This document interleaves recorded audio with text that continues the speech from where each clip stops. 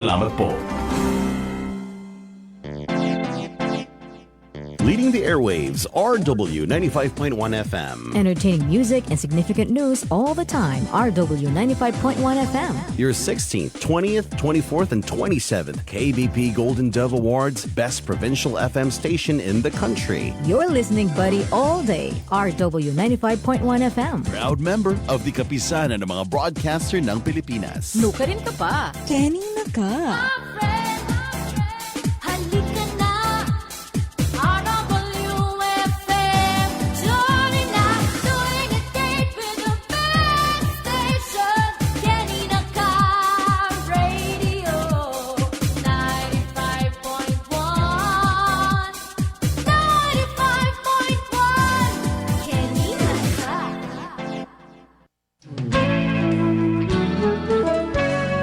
Ang mga kuro-kuro na inyong mapapakinggan ay tanging opinyon po lamang ng mga panauhing tagapagsalita at hindi sa pamunuan ng himpilang ito. Maraming salamat po sa inyong pagsubaybay. Isang paanyaya mula sa kagawaran ng pagsasaka para sa gitnang Luzon na makinig sa programang Radyo Agri-Saka Saganang kabuhayan sa agrikultura atin to. tuwing Lunes alas 10 ng umaga hanggang alas 12 ng tanghali. Hatid ng Radyo Agri-Saka, mga balita at iba't ibang impormasyon tungkol sa makabago at maunlad na pagsasaka at pangingisda sa gitnang Luzon at iba pang bahagi ng bansa. Tayo na't magsama-sama sa pagsubaybay at pagtaguyod sa Pilipinas na may matibay na seguridad sa pagkain at maunlad na kabuhayan ng bawat magsasaka.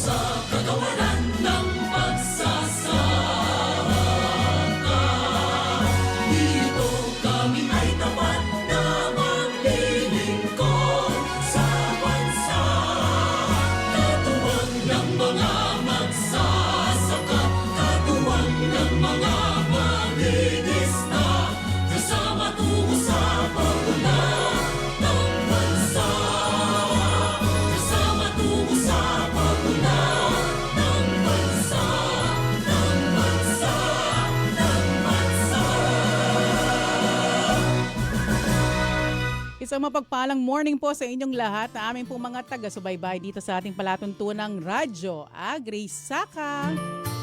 We are on the 10th of March 2025. Kasama po ninyong lingkod na si Tyra. At sa ngalan po ng Regional Executive Director DARFO 3, Dr. Eduardo L. Lapuz Jr., Chief ng Information Section DARFO 3, Ms. Ozan Ono Ocampo Alas. Live po nating kapiling on a Monday morning ang ating mga katuwang mula sa DA.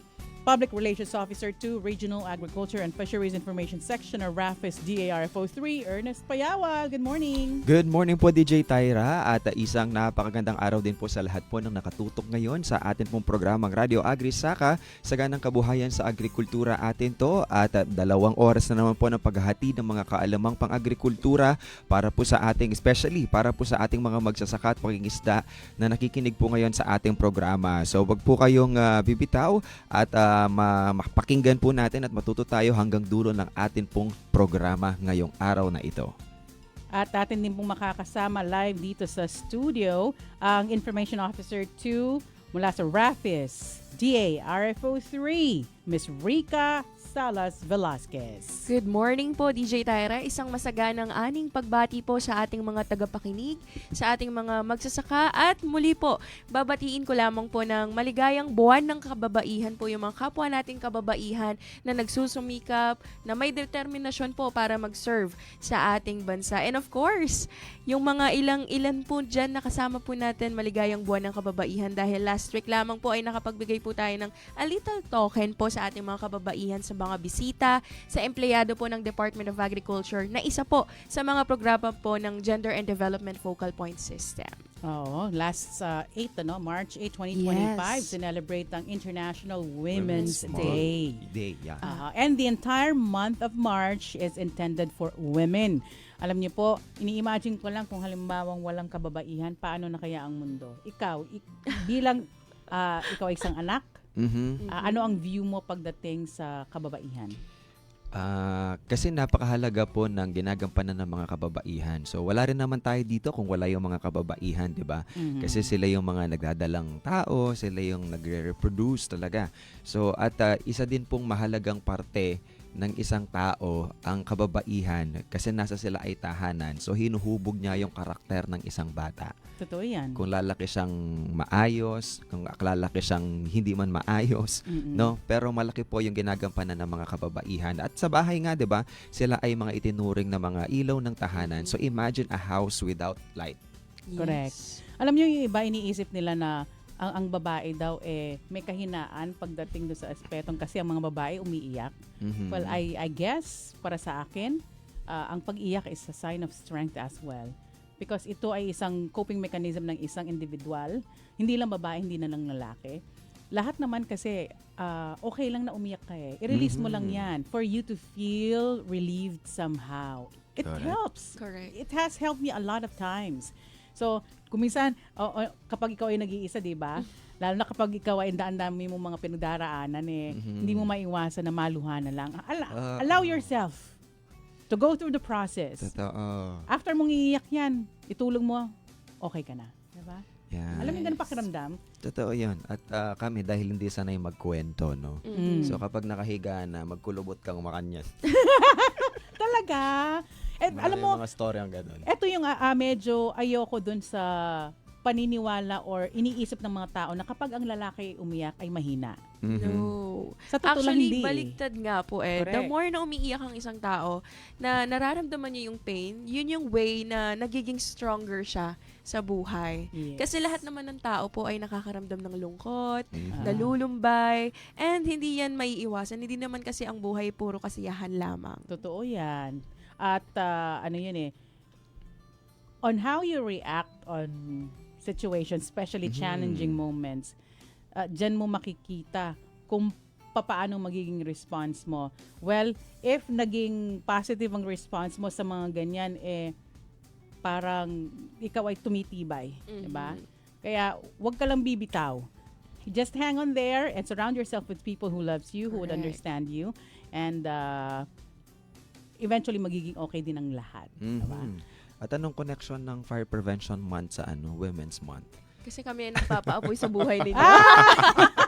Pwede. Kasi Fire Prevention Month din. Actually, may kasabay po siyang event, Rabies Awareness Month. Naka- Hindi naman kami nangangagat. Akala ko naman. Sandali, kapag rabies ba, kanino ba na-associate ang rabies? Sa mga hayop po, DJ tayo. Uy, grabe uminit talaga ang panahon. Naramdaman po ba Correct. ninyo ang shift ng weather? ramdam na ramdam sa init at lamig at sinisipon na ngayon. Oo, pero kapag gabi ay umuulan. Yes. Hindi, Pero kasi, mas lalong iinit pa kapag Oo. umuulan po ng gabi. Ano pa lang yan? hindi, Patikim. according sa siyensya ito, di ba? Mm-mm. Imaginein mo, sa sobrang init ng panahon, lahat ng mga katubigan, yung mga lahat ng tubig yung nasipsip na napunta na sa clouds. Mhm. And then, kapag nagbigat na yung clouds na yan, ang tendency, uulan kinagabihan. Mhm. Ako, yun ang basihan ko na, nasobrahan nga ng init kapag umulan ng gabi.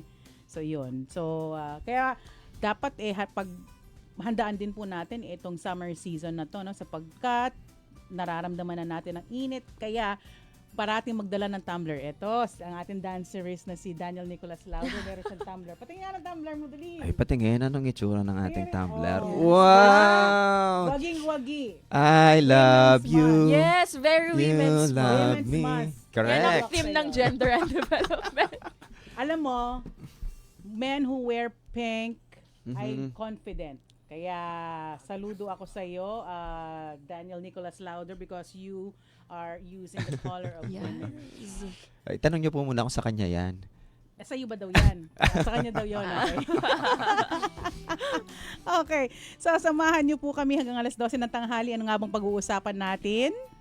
Sige po.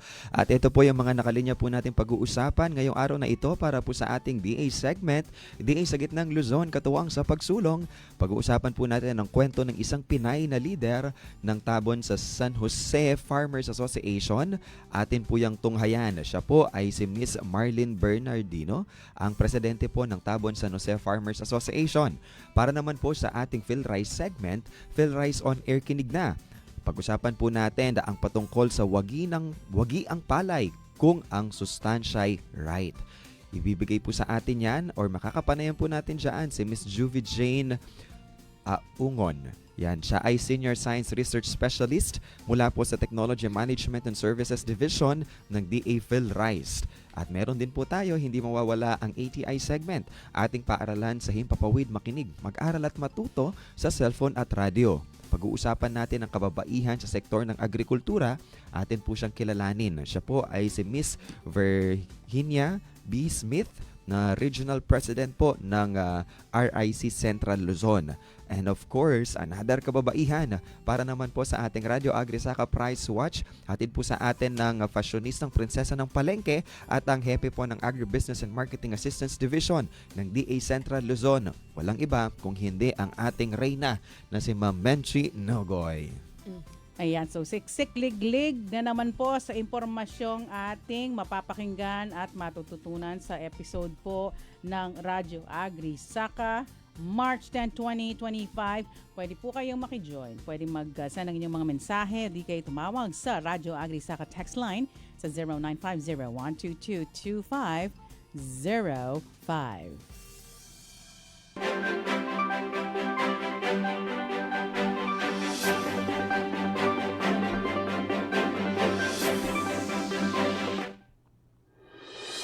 Agri-Saka. Good news! Inorganisa ng Kagawaran ng Pagsasaka para sa Gitnang Luzon ang isang seminar patungkol sa Integrated Laboratories Division Services, Rabies Awareness at Gender and Development noong ika-4 ng Marso sa Dipakulaw, Aurora. Dinaluhan ito ng mga opisyal ng lokal na pamahalaan at iba pang mga stakeholders upang palakasin ang kaalaman ng publiko hinggil sa mga mahahalagang usapin sa kalusugan at agrikultura. Pinangunahan ni Municipal Agriculturist Amando Edrada ang pagbibigay ng welcome remarks na sinundan ng mensahe mula sa butihing Municipal Mayor Danilo Tolentino na nagbigay diin sa kahalagahan ng naturang seminar sa pangangalaga ng kalusugan ng tao at hayop, pati na rin ang papel ng kababaihan sa agrikultura. Bilang bahagi ng seminar, nagsagawa ng pre-test at post-test upang masukat ang kaalaman ng mga kalahok bago at pagkatapos ng mga diskusyon. Pinaliwanag ni Promotion Officer 2 ng Municipal Health Office Jackie Lu Rivera ang kahalagahan ng kaalaman tungkol sa rabies sa tao. Gayun din ang mga hakbang upang maiwasan ito. Samantala, si Dr. Milagros Mananggit, Chief ng Integrated Laboratories Division or ILD at Regional Rabies Coordinator, ay nagbigay ng orientasyon sa ILD Services at Animal Rabies Control Program. Tinalakay rin ni Dr. Jolie Ongtangco, Chief ng Regional Animal Diagnostics Disease Laboratory or RADDL, ang tungkol sa antimicrobial resistance at mga serbisyo ng kanilang laboratorio. Sinundan ito ng panunood ng isang audiovisual presentation na nagpapakita ng mga serbisyong iniaalok ng Regional Soils Laboratory.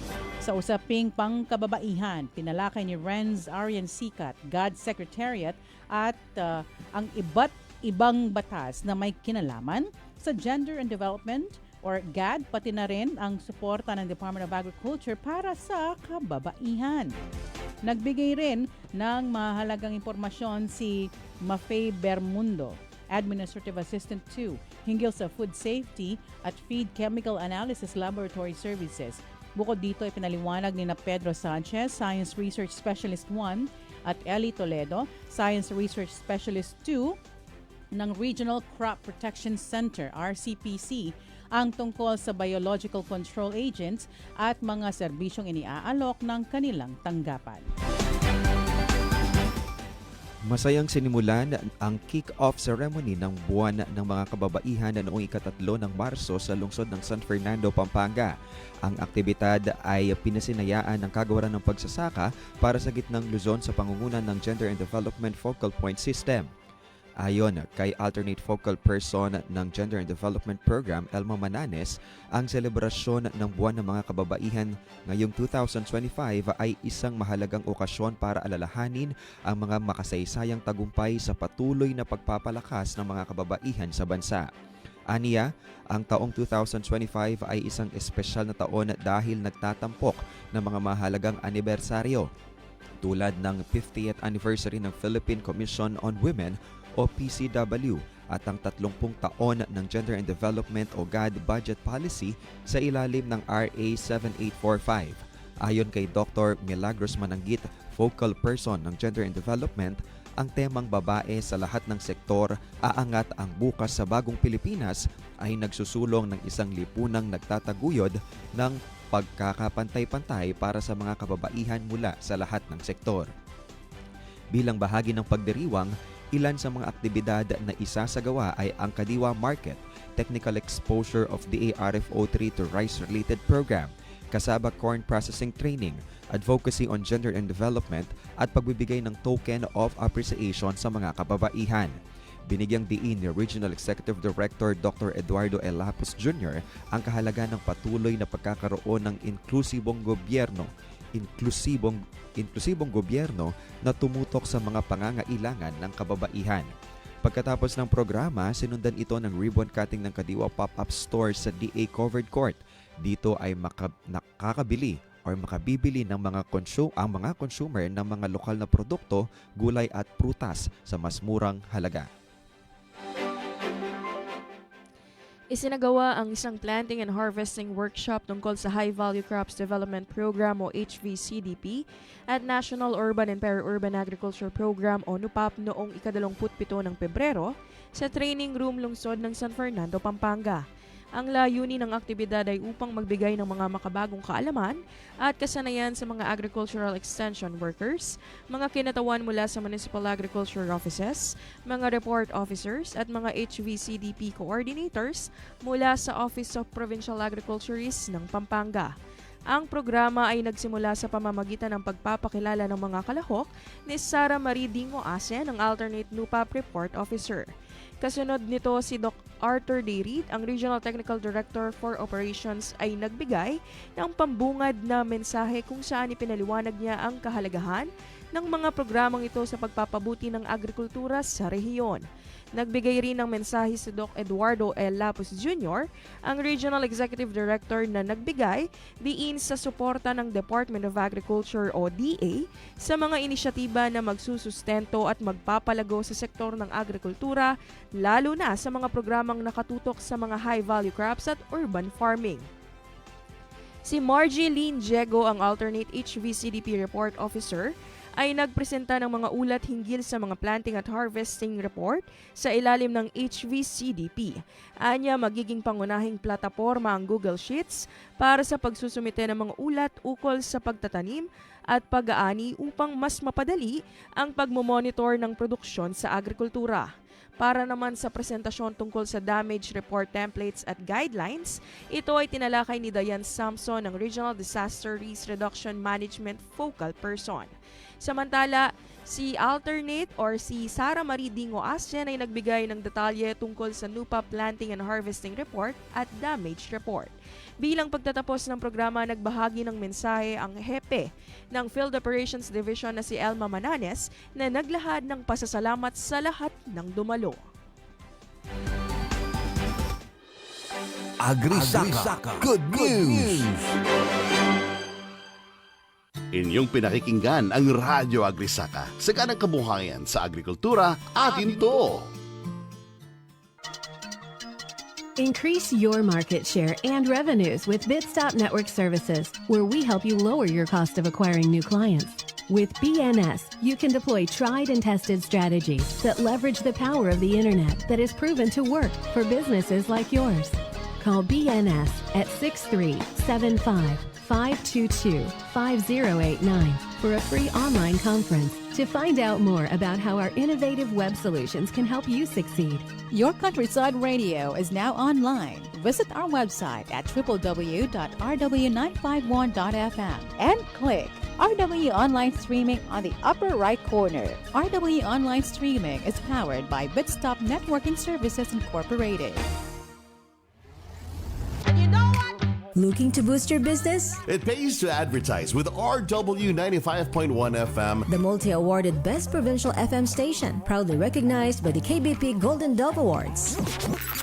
With years of experience, a powerful on-air presence, and an ever-growing digital community. RW connects your brand to thousands of loyal listeners every day. From engaging radio broadcasts to dynamic social media campaigns, RW 95.1 FM is your perfect partner in business growth and exposure. ready to take your business to the next level? Call RW 95.1 FM now. 0919-065-0061 or email rw951fm@yahoo.com.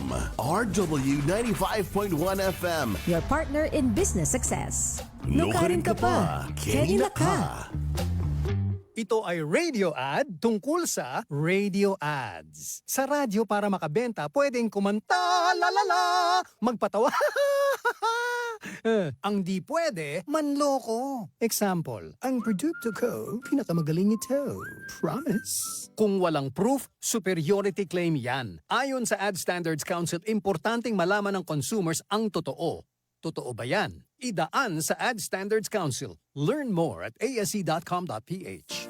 Hi, sweeties. This is Alex. Let me take care of your afternoon music cravings. Chillax with me on Afternoon Ratchada Monday to Friday, 4 to 6 p.m. Nukarin ka pa. Kenina ka. Ito po ang Radyo Agri-Saka, saganang kabuhayan sa agrikultura, atin to.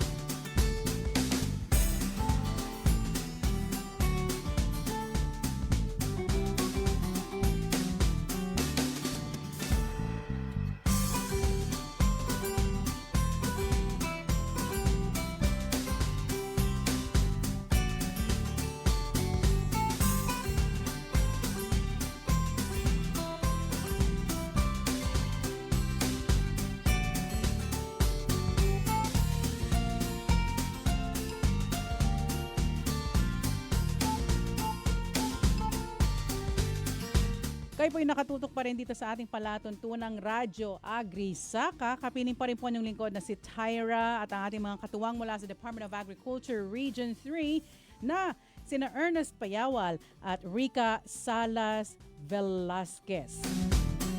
At kasalukuyan po, makikita nyo sa Facebook Live, meron po tayong mga bisita mula sa St. Scholastica's Academy. Sila po mga journalism students po ba? Or ito po yung isang organization po ba? Or club? Ano po yung club po specifically, ma'am? Blue Quill Club. Sila yung mga sumusulat. And then ito rin yung mga pinapadala to compete sa mga broadcasting press conference. Alright. So, ayan. So, nandito po sila para mag-observe. Kasama po sina Teacher Van at Teacher Ian. Si Teacher Van po ay former teacher din po ng aking anak na si Shirley's Gray. Vitog na nasa 6 St. Vincent. Talagang nagpa ako, nagdalawang isip pa ako. Okay, so, ayan. So, mag-observe lang po sila dito sa kung paano natin kino-conduct ng actual program. So, this is a News and Public Affairs programs, of course, in partnership with the Department of Agriculture Region 3. DA sa gitnang Luzon, katuwang sa pagsulong.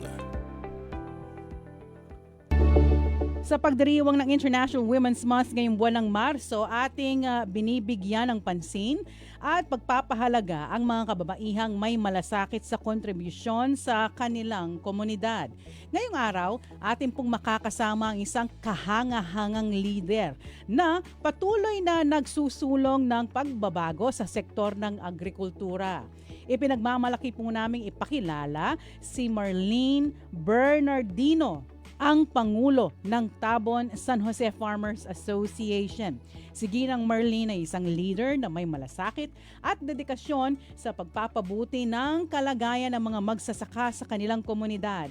Ang kanyang pamumuno ay nagsisilbing inspirasyon sa ating lahat na patuloy na mangarap at magsikap para sa isang mas maliwanag na bukas. Magandang araw po at ating makakapiling via phone patch si Ma'am Marlene Bernardino. Ma'am Marlene, good morning. Magandang umaga po sa inyo lahat, ma'am. Ma'am, balita ko, nagmumultitasking ka ngayon habang kakwentuhan ka namin ay ikaw ay active dyan sa may Kadiwa ba? Kadiwa, Yes, correct po. Opo, ma'am. Andito po ako sa rin. Okay, ma'am. Andito po ako sa region ngayon eh. Kadiwa po kasi kami. May interview nga din po ako dito sa Amad eh. Okay. Opo. Alam niyo mga babae talaga magaling pagdating sa multitasking, di po ba? Yes. Opo. Oo. Habang naglalaba, kayang magluto, tas naglilinis ng bahay, di ba? So sa kaso po ngayon ni Ma'am Marlene, habang ini-interview, ay siya po ay nagbebenta sa may Kadiwa ng mas murang mga agricultural produce. Tama po ba, Ma'am Marlene? Po, sorry po, medyo mahina po yung ma'am. Apo, kasalukuyan po ay kayo po ay nagbebenta ng mga produkto po na farm produce na mas mura sapagkat wala po itong mga middlemen. Tama po? Opo, ma'am. Nandito po ako ngayon sa Kadiwa po dito po sa region. Kina Ma'am Jen po. Saan po ba yung Kadiwa kasalukuyan, ma'am? Po? Saan po ginaganap ang Kadiwa kasalukuyan? Dito po sa Region 3 po, dito po sa mismo, sa Sakop po. Okay, sa Sakop mismo. Alright, so bilang Pangulo po ng Tabon San Jose Farmers Association, Ma'am Marlene, maaari mo bang ibahagi sa amin kung paano nagsimula ang inyong asosasyon at ano ang mga pangunahing layunin po nito? Ang una po kasi ang naging layunin ng po kami natin sila ng mga intervention. Ngayon, nung naano po natin, ang dami po pala dapat itulong ng Department of Agriculture sa amin.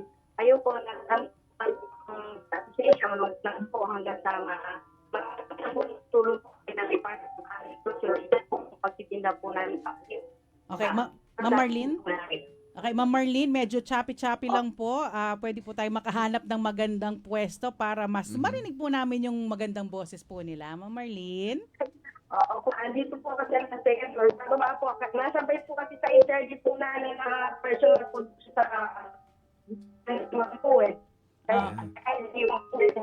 Okay, maghanap po tayo ng medyo open space po. Yeah, kung pwede ka ma'am dun sa dun sa ilalim or dun sa covered court. Covered court. Cover court? Oh, yes okay po. Kasi sa second floor po hello natin po. ay mahina Medyo talaga ang mahina. signal. Okay, alright. Okay na po siya? Ayan. Yan, loud and clear na Opo, po. opo. Ayan, Dito okay. muna ako sa pwesto ko, ma'am. Sige po. Sige, ma'am. Sige Okay, po. thank you po. Opo. Okay, sige po. At ma'am, Okay na po. Okay na po yung ano. Yes, okay na ma'am. po. Yan, Sige po. klaro-klaro na po. Okay, sige. And Ako na lang po ako doon. basta wag po kayo mapunta sa bubong. Okay lang po yan. Oo, sige po. At para po sa Okay aming po. sa aming po susunod na katanungan, ma'am, ano-ano po ba yung mga itinatanim po ninyo sa inyo pong association? Ano-ano yung mga commodities na meron po kayo na pwede po naming makita, mabili, ayan, sa inyo pong grupo? Halimbawa na po ng pechay, sigarilyas, at saka po talong. Naulang vegetable po ang mga halos tanim namin. Tsaka meron din po kaming palay po. Bihirang makita na ang sigarilyas ngayon, ha? Yung mga Oo. bata kaya natin nandito, ang Meron ganda na. ng itsura ng Panahon na po na sigarilyas. sigarilyas ngayon. Sige nga, tanungin nga natin, kids, Oo. alam ba ninyo yung itsura ng sigarilyas? Hindi na. Hindi na. Ang Ano bang gulay ang kinakain ninyo? Lettuce sa Samji. Oo. So, agree kayo doon, lettuce ang pinakaalam ninyo. Mm. Alam nyo, kumain kayo ng gulay kasi ano yun, pampalakas ng katawan yun. Yes. Kailangan natin yan. Mhm. Okay, yes, Miss Rica? Sige po, balikan lamang po natin si Ma'am Marlene. Ma'am Marlene, ilan po ba ang mga miyembro ninyo sa kabuuan? May mga kababaihan din po ba kayong miyembro? 60 po lahat halos yung member ko. Tapos 25 po yung babae, 35 po yung lalaki, ma'am. Mhm. Ma'am Marlene, saan po ba located yung grupo po ninyo? Sa San Luis, Pampanga. Sa San Lucencia. Barrio ng San Luis. Okay. So, ma'am, saan po ba maaaring makabili ng inyong produkto? May maaari po ba silang tawagan kung sakali may mga gustong bumili? Madalas naman po ako sa Kadiwa, tapos pwede po magpunta dun sa farm namin o pwede po ako ang kontakin kung kailangan po nila ng mga volume na mga vegetable, kung ano po yung available dun po sa area po namin. Sige po. At bago po tayo magpatuloy, may nag-comment kasi, no, si Ma'am Ofelia Hidalgo. Baka ito yung patungkol kanina doon sa sigarilyas na pinag-uusapan natin, no. Sabi niya, meron kami niyan dito sa loob ng aming bakuran. Ay, sa talaga? Umingan. Wow. Pengi naman po kung meron po kayo. Sige po. Next. Bakya naman. Bakya naman po. Ang sarap po niya, lalo sa pinakbut. Sabi sa Ilocano. Opo. Sige, next po natin. At ma'am, maaari din po bang malaman po namin na bilang isang babae po sa sektor ng agrikultura, ano po ang mga hamon sa inyong kinahaharap at ang iyong hinarap dito po sa sektor ng agrikultura at paano po ninyo nalampasan ang mga ito upang kayo po ay magtagumpay sa larangan pong ito? Naging hamon po nung bilang chairperson po na association, bilang pagiging isang magulang, isang ina na mga may nag-aaral. Kung minsan, yung oras po, kung paano siya hatiin or bigyan ng pansin pa yung sa ibang bagay. Pero pagdating naman po sa yun, nabigyan ko po ng solusyon na kung talaga pong gugustuhin ng isang bagay, pwede mo kung pagkasarang pagpapatipatihin mo yung oras mo para magampanan lahat yung mga pwedeng gawin at bilang isang presidente po ng asosasyon. Sige po. At pwede niyo po bang ikwento sa amin yung mga mahalagang proyekto na naisagawa po ng inyong grupo na Tabon San Jose Farmers Association sa ilalim po ng inyong mga pamumuno, yung mga achievement po ninyo as a group na pinangunahan po ninyo? Ang mga na-achieve po namin mga accomplishment tulad po ng mga membro ko po, nasasama po sa mga demo po na naibigay pong project po ng DAU sa Taiwan Technical Mission na dagdagan po kanilang sa livestock po na natuto po sila sa mga training naman po na galing din sa Department of Agriculture. At saka po yung isa po kami sa naging recipient po ng kadiwa ni Pangulo, yung sa AMAD po. At saka ibang mga machinery po na ibinibigay po ng Department of Agriculture po. Okay. At paano po ninyo nakikita ang papel ng mga kababaihan sa agrikultura, Ma'am Marlene? Malaki po ang papel ng babae sa agrikultura po pagdating po sa pagtatala po ng mga gastusin, yung mga gagastusin. Ang babae po kasi matyaga sa paglilista yan tsaka kung ano po yung dapat gawin sa pagpaplano. Yan po ang nakikita ko po na malaking pwedeng ibahagi po ng isang babae sa agrikultura. Ito, batiin lang po natin yung mga nakatutok sa atin via Facebook Live kay Sir Mark Brent de Guzman. Maya payabak po, Sir Brent. At ito, nag-react itong si Sir Jason Pascali. Ganon din para sa mga babae. Paano kung wala ang mga kalalakihan? Sabi, actually, totoo po yan. Ano po tayo, no? Kung wala ang isa't isa, paano na lamang? Yeah. So, dapat nagko-complement po tayo at nagsusuportahan ang isa't isa. Yeah. At ganyan naman po talaga ang isinusulong ng Gender and Development. Yes. As a matter of fact po, kapag March po ang buwan ng kababaihan at meron po tayong buwan ng mga kalalakihan, dahil kinikilala din po natin yung contribution po nila, yan ay November. Ayun, o diba? So meron din palang buwan ng kalalakihan, Sir Jason. Shout out to Jenna Velasquez, Apple S. Laksa, Francis Arlandes, Jenna Velasquez, Ian. Sir Ian Diwa yata ito. Hello po sa inyo. Present po sila dito sa SSA. Nandito po sila at kasalukuyan po na-experience ng mga kabataan kung ano yung actual na pag-broadcast po natin. Elisha Kate Salas, isa rin sa mga students yata ito. Hello. At sa mga magulang po, safe naman po sila dito so far. Okay? Alright, so usapang agrikultura pa rin po tayo. At Ma'am Marlene, at matanong din po namin, no? Ano po sa tingin ninyo ang mga natatanging kakayahan po ng mga kababaihan na nakakatulong po sa pag-unlad ng atin pong sektor ng agrikultura? Ano po, yung pagtalanga po, tsaka yung kaya naman pong suportahan yung kung ano po yung halimbawa po, yung mister, kaya naman po namin silang suportahan sa bukid, yung lahat naman, pwede naman pong gawin ng babae, wag lang ho yung mga pagbubuhat, mabibigat pong 150 po. Nagbebenta po ako, pasensya na po. Ayan, patunay. Kaya wala nabanggit niyang 150. Nagulat ako, ano yung 150 na yun? At saka murang-mura, tsaka fresh po yung products po talaga niya. Yan, ganyan talaga. Yan ang nagagawa. Sa harap ng aking paninda po. Yes, at nakikita din namin, napapansin, no? Yes. Na magaling ang mga kababaihan sa paghawak ng pera, ganyan. Budgeting. Lalo na dun sa value-adding part. Nakabayad po lahat pagka po, po. Okay po. Shoutout muna tayo sa mga nakatunin din. Ito sina Elisha Kate Salas, Vine, or tama ba? Vine, Genesis Obania, Ami Hipolito Katakutan, Francesca Valencia. Sa mga gusto niyo ipa-shoutout, isend nyo lamang ang greetings po ninyo dito sa ating Facebook Live, okay? Sige, para mabasa po natin yan. Go ahead, Ms. Rica. Ayan, habang nagbebenta ka dyan, Ma'am Marlene, ano po ba ang inyong mensahe sa mga kapwa po ninyo kababaihan na nais pumasok sa sektor ng agrikultura? Sa mga kapwa ko po kababaihan, pilitin po natin makatulong po tayo sa hanap buhay natin pagdating po sa agriculture. Kasi malaki po ang kakayahan muna din natin para makatulong po sa trabaho sa bukid o pagtitinda. Isa po kasi yung lalaki, hanapon siya lang magtinda yan. Kaya po ang babae talaga po dapat po sa pagtitinda. Yun po, dapat pagsikapan po natin na makatulong po tayo sa pagdating po sa agrikultura po hanggang sa marketing. Okay. Shoutout din po kay Miss Jenna Velasquez, kay Teacher Van Garcia Angeles. Ayan, nandito po sila. Okay, at sa kabila ng lahat ng inyong tagumpay, Ma'am Marlene, ano po ang mga personal na inspirasyon na patuloy na nagiging gabay sa inyong pamumuno sa Tabon San Jose Farmers Association?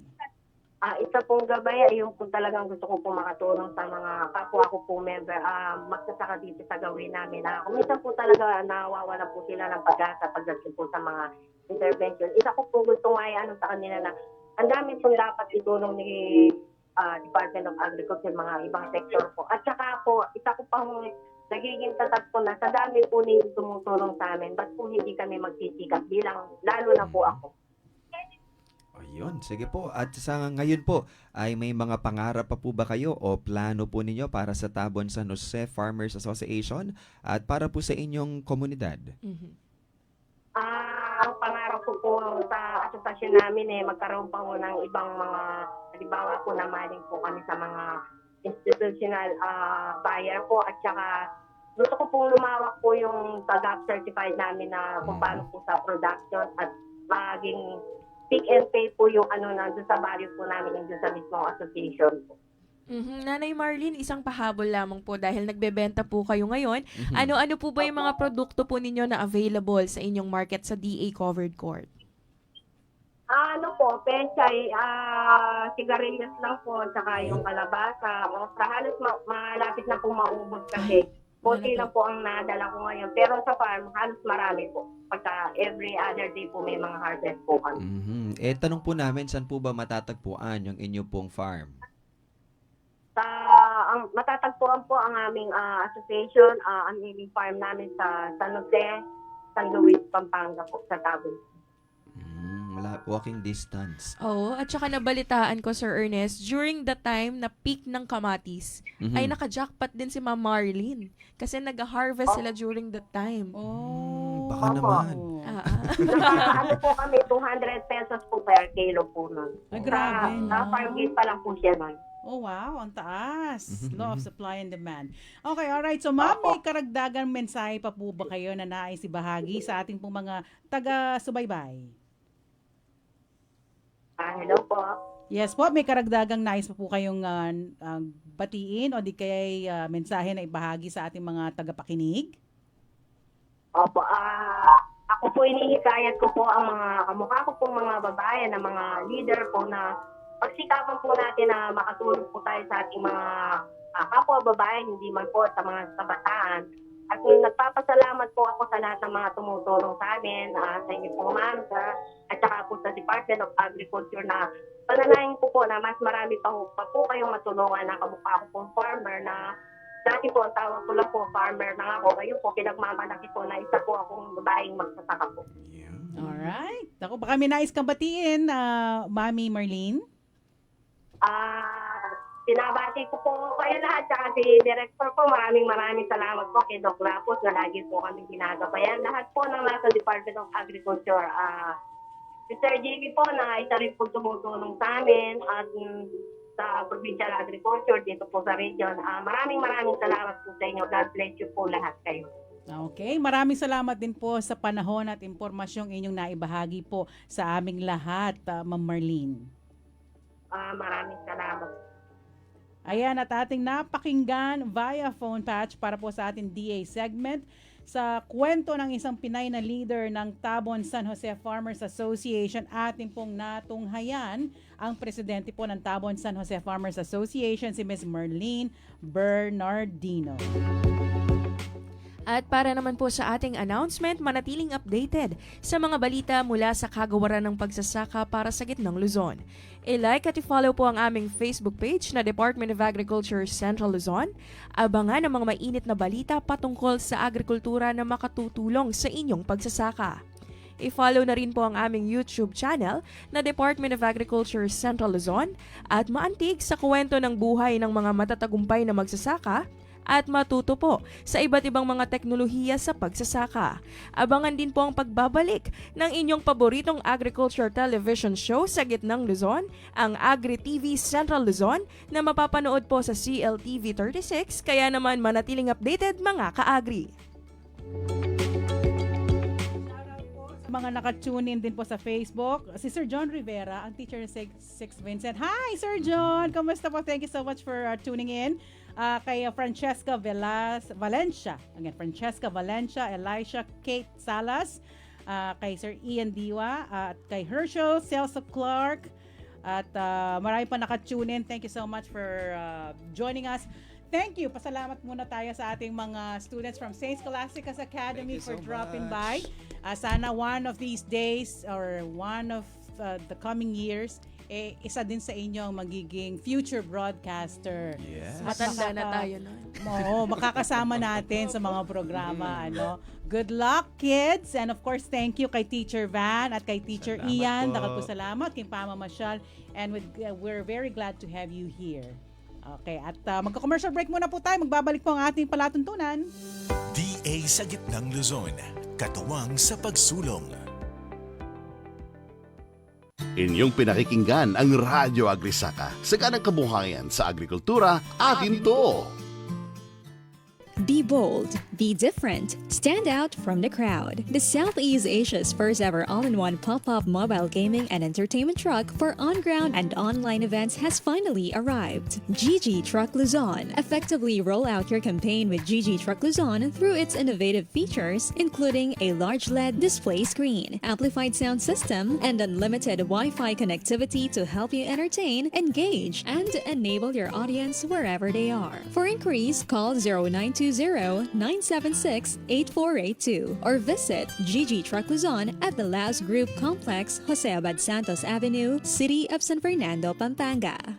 Energy saving tips from Angeles Electric Corporation. Keep your air conditioning system well maintained. A well maintained air conditioning system operates efficiently using less energy. Tips from Angeles Electric Corporation. Huwag mag-atubiling i-report ang mga taong sangkot sa illegal na koneksyon ng kuryente. Itawag sa Angeles Electric Corporation sa 045-888-2888. Umasa po kayong ang inyong report ay mananatiling pribado.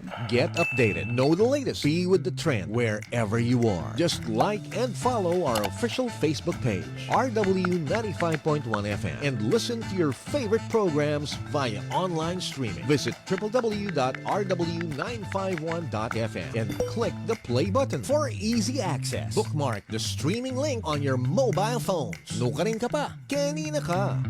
Nagbabalik ang Radyo Agri-Saka, saganang kabuhayan sa agrikultura, atin to.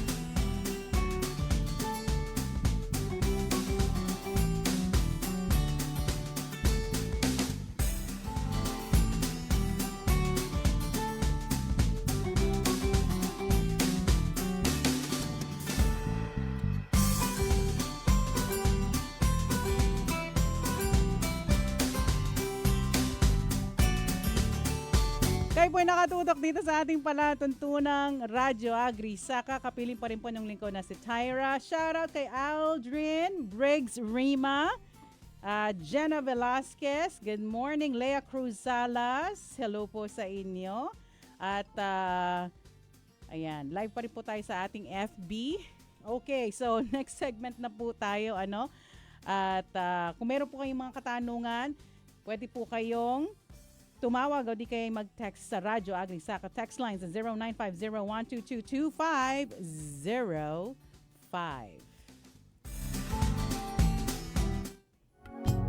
DA PhilRice, usapang palayan sa radyo, kinig na!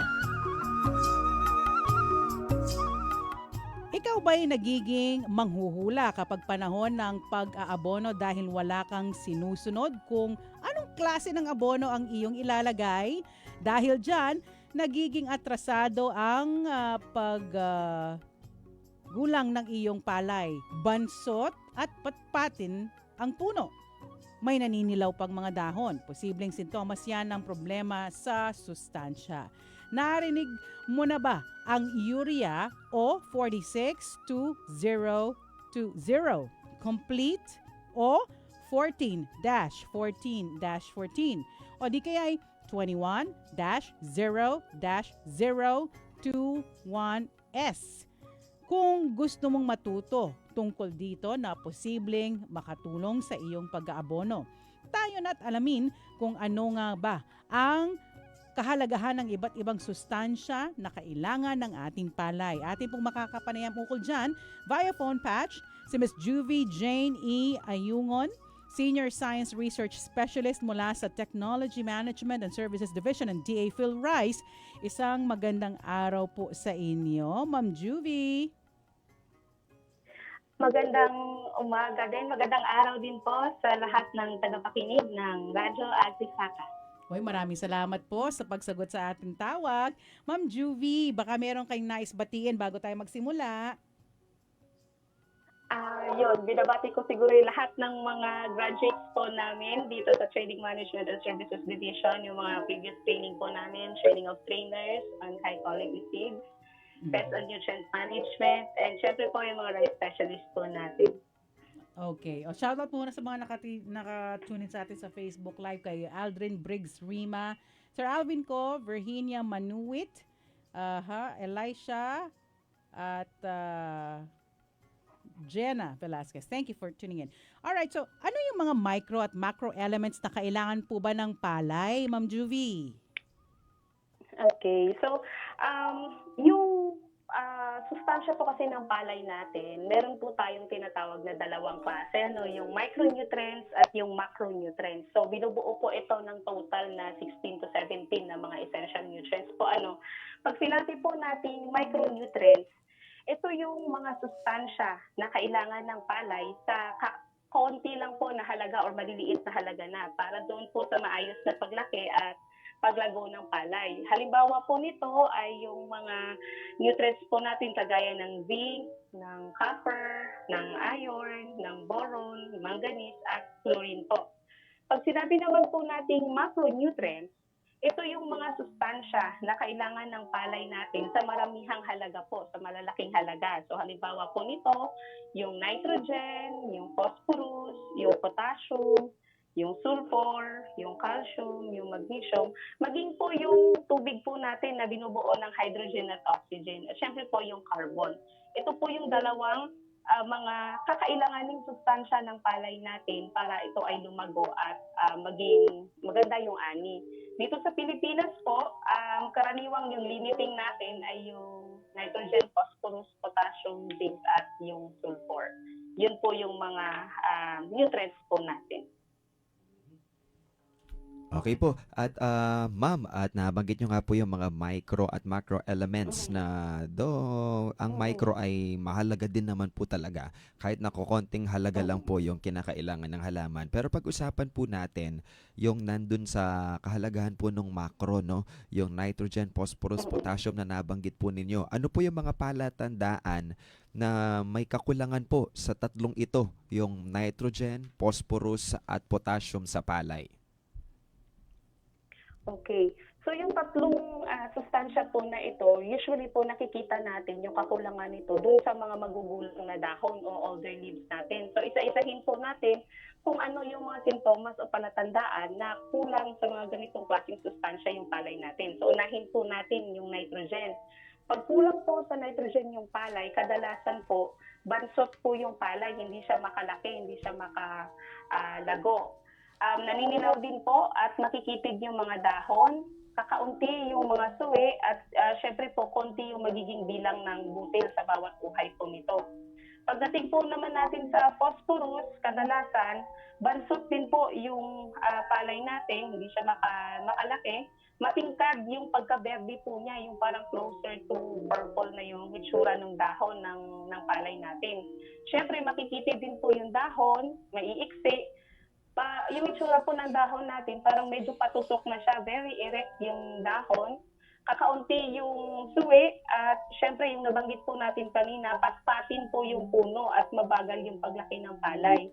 So pagka ganito na po, kakaunti yung magiging dahon, yung magiging uhay at syempre yung butil sa bawat uhay.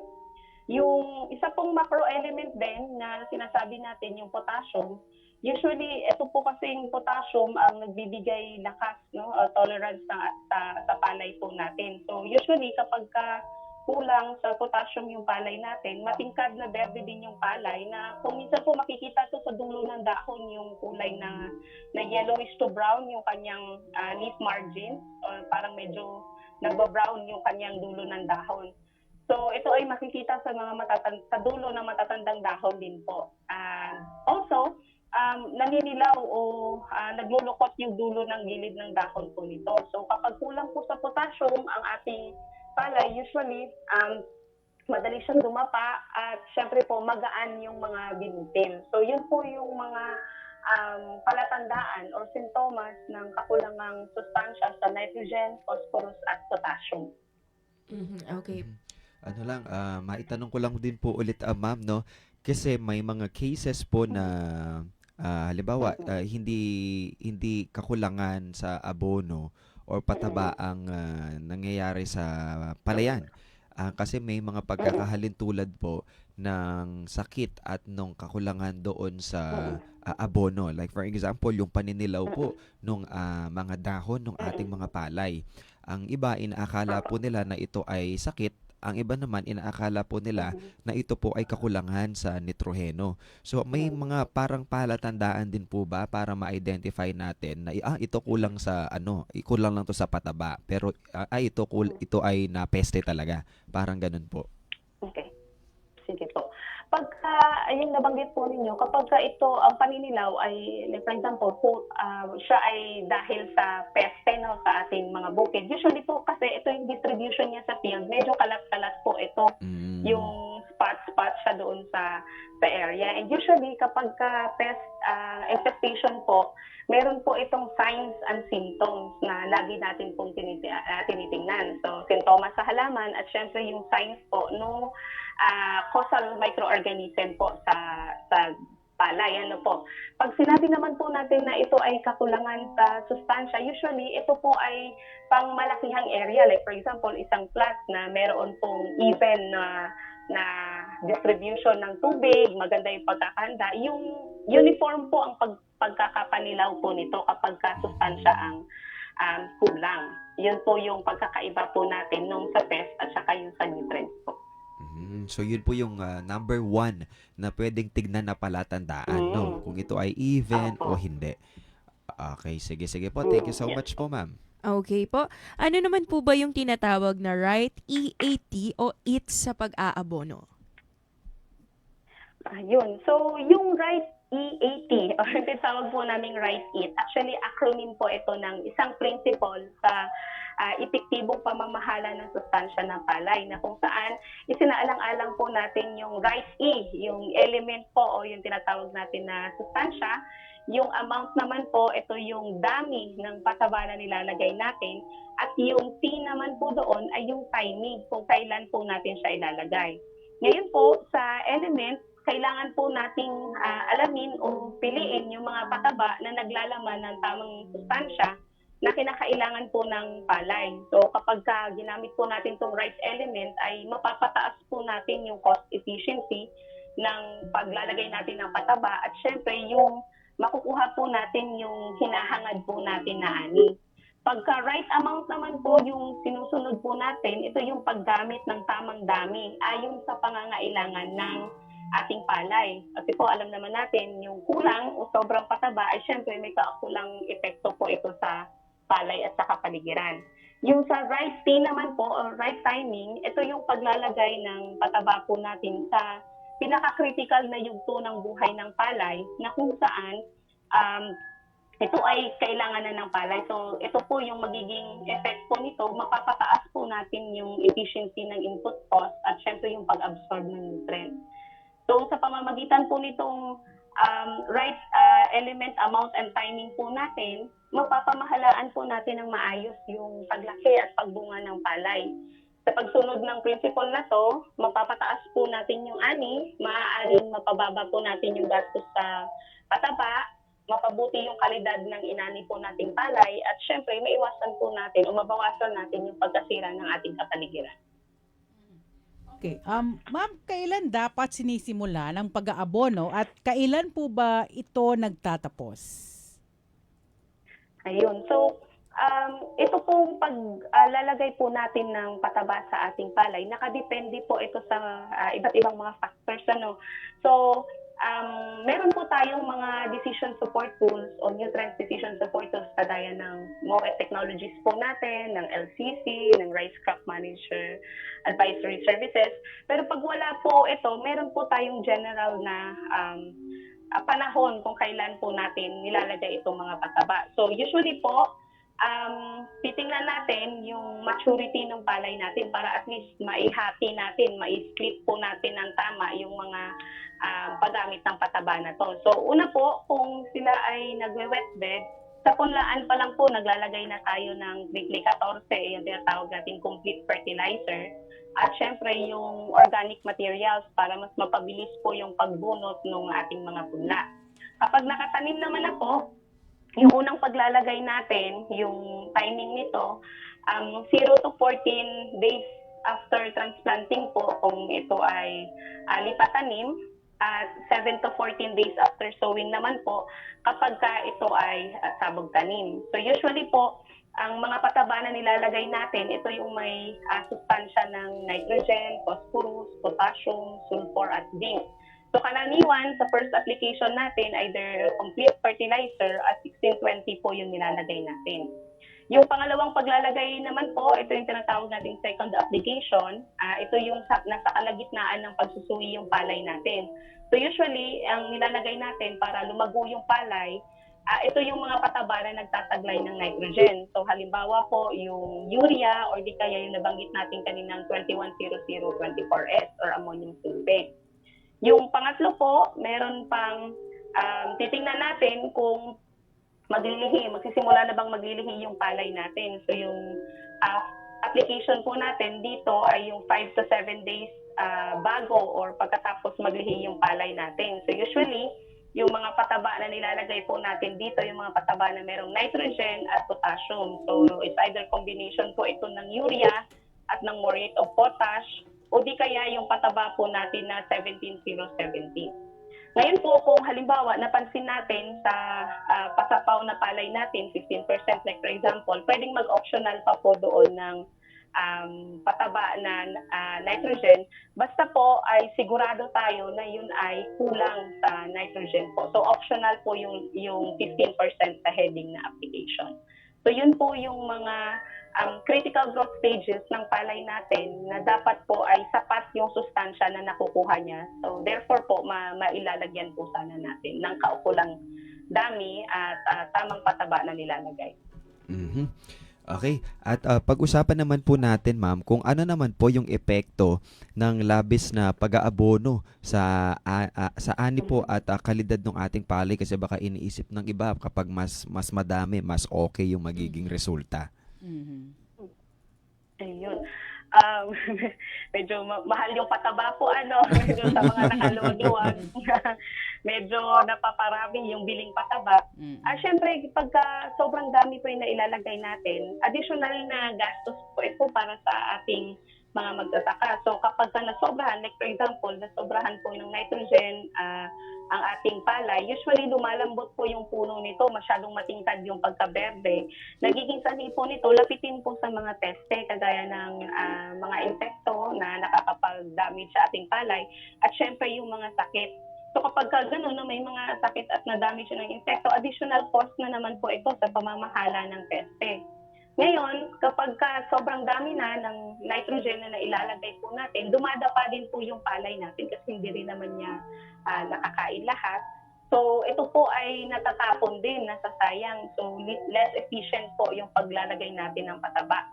Yung mga hindi na-absorb na mga nutrients or sustansya ng palay po natin, napupunta po ito sa mga bodies of water natin o sa mga katubigan, na later on, ito yung nagdudulot ng tinatawag natin yung pagsibol ng mga algae or yung algal bloom po, na nakakapagdulot ng pollution doon sa ating bodies of water. And syempre, ulitin ko po, karagdagang gastos po ito kapag sobra-sobra yung paglalagay po natin ng pataba sa ating palay. Sayang lang po. Okay po. Pero may tatanong, may curious lang po ako na, ma'am, no? Kasi ito po ay, ang sabi lang po nila, lalo na kapag umulan daw po, kapag umulan daw, parang nagkakaroon ng available nitrogen dun daw po sa ating kalupaan. Kaya daw po kapag katapos ng ulan, talagang green na green yung ating pong mga halaman. Para nagkakaroon daw po ng conversion din from nitrite to nitrate. Tama po ba yun? Actually po, yung sa atmosphere po kasi natin, usually may mga N2 or nitrogen na elements po, elemental nitrogen na andyan. So, syempre kapag umulan, nadadala po ito. Although insignificant siya, pero nadadala po ito ng tubig ulan kapag nailalagay natin. So, kaya kung mapapansin po, tumitingkad din yung palay natin pagkatapos ng ulan. Yes po, including conversion sa nitrogen cycle po natin yung pagkatapos ng ulan. But then, yung efficiency naman po ng mga pataba natin, mas maganda kapag marami po yung solar radiation or yung sikat ng araw po natin. Kaya usually dry season po maganda yung yung mga nagiging ani po natin. Okay, thank you po, ma'am. Sige po. May tamang kombinasyon po ba para makamit ng isang magsasaka po or ng mga magsasaka ang 5 tonelada per hektarya? Ito pong yung tinatawag nating kombinasyon, hindi lamang po itong pinag-uusapan natin yung sustansya ng palay natin. Kung halimbawa, yung kombinasyon ng mga pataba, gamitin po natin yung organiko at inorganikong pataba po, yung combination po ng dalawang ito. So, ihalo po natin sa lupa yung mga dayami at mga pinagapasan para ito po ay mabulok. Huwag po nating sunugin. Ito po ay nakakadagdag ng tinatawag po nating indigenous nutrient supply sa lupa. At syempre, mai-improve po natin yung mga microorganisms doon na tumutulong sa pag-absorb ng mga nutrients. So, hindi lang po siya pamamahala sa sustansya kung gusto po nating makuha yung 5 tonelada. So, dadagdag po natin dito yung pagpili din po ng variety. Dapat po ito ay dekalidad, rekomendado, mataas din po yung umani, efficient yung pag-sipsip po ng sustansya, mahaba yung ugat, malalapad yung dahon. At syempre po may kaukulang mga field activities or farm activities na ginagawa din po. Magkakadugtong-dugtong po kasi ito yung paghahanda ng lupa. Dapat po nabulok, naararong mabuti, napatag ng maayos para equal or uniform po yung distribution ng mga sustansya na nilalagay natin. So doon naman po, kaakibat din yung sa pagtatanim. Dapat po tamang seeding rate lang or dami ng ipupunla natin or itatanim natin. Mas mapapakinabangan natin, mas ma-maximize natin yung pagsusuri ng palay kung ang edad ng punla po natin ay mas bata, kasi mas mabilis siyang makarecover, makakapagparami ng suwi. At syempre, dapat po malusog yung mga punla. So hindi lamang sa pagpapataba, kasama din po dito yung dapat natanggalan po ng damo yung ating palayan, no? Kasi syempre yung damo, ito yung isa sa pinaka-competition po ng palay natin sa when it comes to nutrients. Tamang pagpapatubig kapag nagpapataba po, hindi masyadong malalim. Hindi rin yung tuyo kapag nagpapataba. So, dapat po tamang taas lang ng tubig. So usually po 3 to 5 cm yung nire-recommend natin. At syempre, dapat po si farmer makikipagsabayan po sa pagtatanim sa kanilang lugar para at least po makamit niya po itong mga yung tina-target po na 5 tonelada kada hektarya. Okay, ma'am, ano po yung dapat gawin ng mga magsasaka para sila makatipid sa pag-aabono nang hindi naapektuhan ang gusto nilang anihin? Ayun. So kanina, nabanggit ko po yung dapat pakinabangan po talaga nila yung dayami, no? Kasi syempre yung dayami, andun din yung mga sustansya natin, no? Mga pinagdapasan. So dapat po ay ihalo talaga natin ito sa lupa kasi karagdagang pataba din po ito, so nakakatipid po tayo doon. And also po, kailangan po ng mga magsasaka natin na sana po ay mapasuri yung kanilang mga bukirin upang mabigyan po ito ng tamang rekomendasyon na pangangailangan ng kanilang palay para at least po maiwasan po natin yung sobra o kulang na paglalagay ng pataba sa palayan. Or di kaya po, pwede rin pong gumamit tayo ng tinatawag po naming mga abonong swak, yung mga decision support tools po namin, kagaya nung sa nabanggit po kanina, MOEF, RCM, LCC, maging itong adaptive balanced fertilization strategy po natin, pwede rin pong gamitin ito ng mga farmer. So kung hindi man po, pwede silang magsangguni sa mga rice specialists po o di kaya sa agricultural extension workers sa kanila pong mga kanya-kanyang lugar. Okay. Shoutout muna tayo sa mga nakatunin sa Facebook Live. Kabaluna RC, Aizel Jody Santos, kay Kimpoy Salcedo Maniago ay naka-tune in din. Angel Domingo Bala, hello sir, good morning po sa inyo, and Aldrin Briggs Rima. Yes, hello po sa inyo. At sa ating po susunod na katanungan, ma'am, may mga payo po ba kayo na maibibigay sa atin po mga kapalay pagdating po sa pag-aabono? Ayun. So, karagdagan po, kanina nabanggit natin yung mga decision support tools or kung hindi man, yung tamang timing po kanina. So, sa pag-aabono po sa ating bukid, tiyakin natin na malinis sa damo yung ating palayan. I-sure din po natin na walang paparating na bagyo. Sayang naman po at or di kaya malakas na hangin, masasayang yung pataba na nilalagay natin. Syempre, mas mataas po yung efficiency kapag yung mga pataba ay hinahati-hati po natin sa splitting, lalo-lalo na yung nitrogen at yung potassium. At idudugtong ko na rin po, sana po ay hindi lang sa pag-aabono, masunod po sana natin yung mga rekomendasyon ng platform po namin, yung sistemang palay check po para sa palayang may patubig. Sana pag nasunod po ito ay tiyak po na mapapataas yung ating ani. Okay po. At bilang pagwawakas, ano pa po or mayroon pa po ba kayong mensahe sa ating mga tagapakinig? Ayun. So, sa lahat po ng tagapakinig natin, lalong-lalo sa mga magsasaka po natin, patuloy po tayong dumalo, makinig at suportahan yung mga programa kagaya nitong palay bida po natin sa Agrisaka or di kaya yung mga Farmers Field School po natin at iba pang mga Rice Extension Services Program. So, ito po kasi ay nakakadagdag sa ating kaalaman sa mga teknolohiya at pamamaraan sa pagsasaka ng palay. Makakatulong din po ito sa pagpapataas ng ating ani, pagpapababa sa ating gastusin, at syempre, patuloy po nating pangangalagaan ng ating kapaligiran. So maraming salamat po at magandang umaga sa lahat. Maraming salamat din po sa inyong panahon at impormasyon na ibahagi po sa lahat po ng ating mga taga-subaybay. Ma'am Juvie Jane E. Ayungon. Thank you din po. Maraming God bless salamat. po. Ayan, at ating napakinggan po mula sa Senior Science Research Specialist Technology, Management and Services Division ng TA Phil Rice. Wagi ang palay kung ang sustansya'y right. Muli, maraming salamat Ms. Juvie Jane E. Ayungon para sa Phil Rice segment Phil Rice on Air. Kinig na. Yes.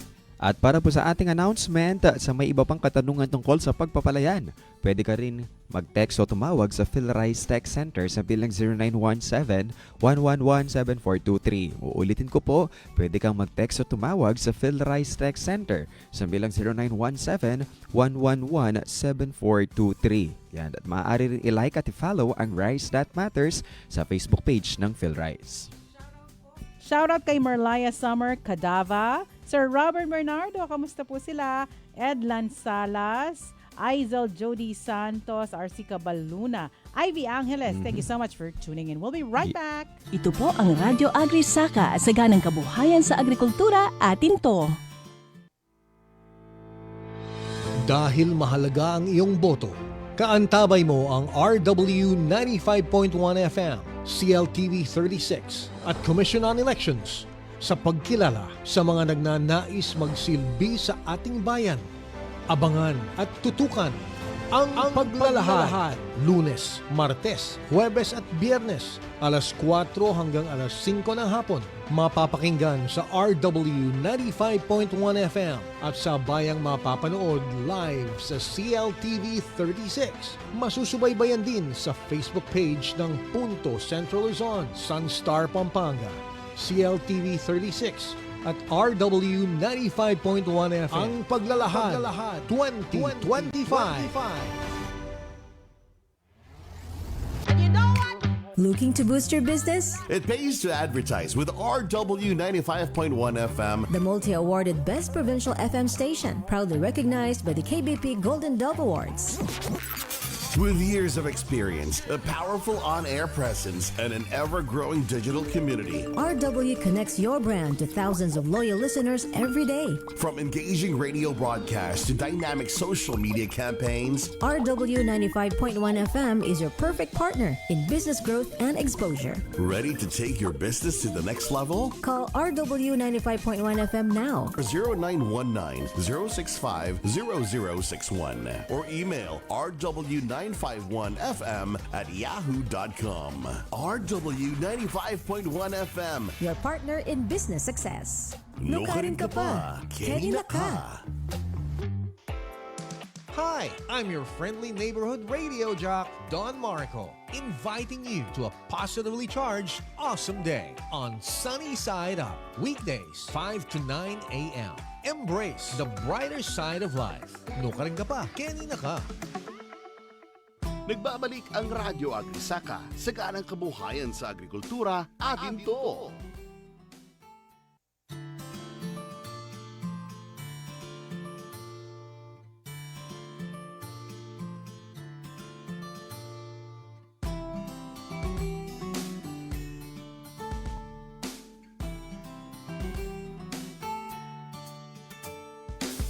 Kayo po ay naka-tune in dito sa ating palatuntunang Radyo Agri-Saka. Kapiling pa rin po niyong likod na sa Tyra at ating mga katuwang mula sa Department of Agriculture Region 3 na sina Ernest Payawal at Rica Salas Velasquez. Ang ating pong text line, Radyo Agri-Saka text line ay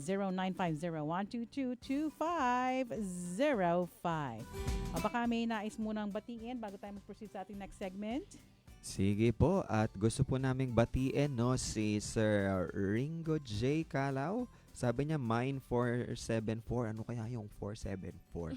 Ayan, hindi kaya na-scroll ni Sir yung Tapos nandun sa online sale. Ibang live pala yung pinapanood niya. Oo, tapos na-comment niya sa atin. Pero sa palagay ko, siguro variety to ng palay. Kasi nabagit kanina ni Ma'am yung mga variety, certified dapat na variety ng palay yung ating itinatanim sa ating bukid. At hello din po kay Ma'am Joanna Lamar Mampang. Yan, nakasama po natin yan sa opisina na tumututok po ngayon sa ating mong programa. Yes, Magandang at saka get well soon sa kanyang baby kasi parang may sakit ata yung baby niya. Ayan. Get well soon. And babatiin ko din po yung mga kasama ko po sa Gender and Development Focal Point System, kay Miss Syra Toledo, kay Ma'am Joy Daguro, kay Sir Lyson Cabigaw. Congratulations pong muli sa bago naming accountant, Chief.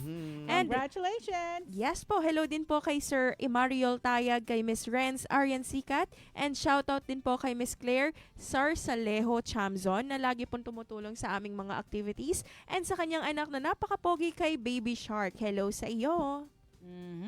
Okay, so on with our next segment po tayo, again, para po sa inyong mga katanungan o di kaya kung meron kayong nais na idulog sa Department of Agriculture, pwede po kayo mag-send ng inyong mga mensahe sa 0950-122-2505.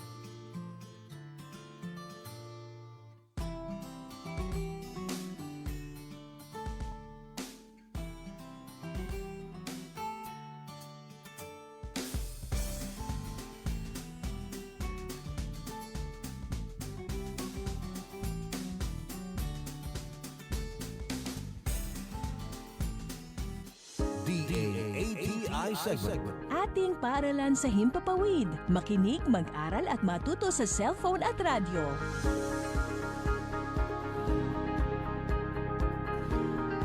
Maraming ahensya ng gobyerno ang tumutulong sa ating magsasaka, mangingisda, kababaihan, kabataan at iba pa para sa ikabubuti ng kanilang pamumuhay. Isa sa mga ahensya na ito na kabilang sa kagawaran ng pagsasaka ay ang Agricultural Training Institute Regional Training Center 3 o ATI-RTC 3. Bilang masugid na katawan o katuwang ng kagawaran ng pagsasaka sa pagbibigay ng mga extension services dito sa rehiyon, marami ng naibahaging kaalaman at teknolohiya patungkol sa agrikultura ang ATI sa pamamagitan ng pagsasagawa ng mga pagsasanay, seminars at iba pa. Kaya naman, mainam na pag-usapan natin kung ano ang mga programa at serbisyo ng ATI at kung paano makakatulong ang ahensyang ito sa inyo. At makakasama via phone patch ang Regional President ng RIC Central Luzon na si Ms.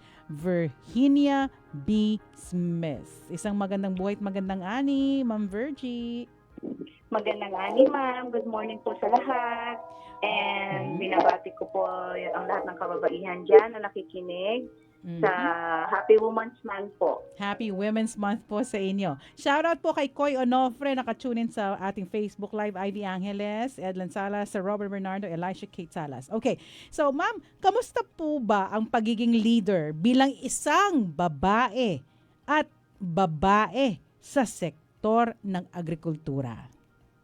Okay, ma'am. Bilang isang namumuno po, bilang Regional RIC President at isang babaeng magsasaka na tinatawag nga po ganyan, ay challenge po talaga ito para sa akin. Pero nakayanan ko naman po ito at dire-diretso naman po ang aking paglilingkod sa ating pamahalaan at lalong-lalo na po sa ating mga kababaihan.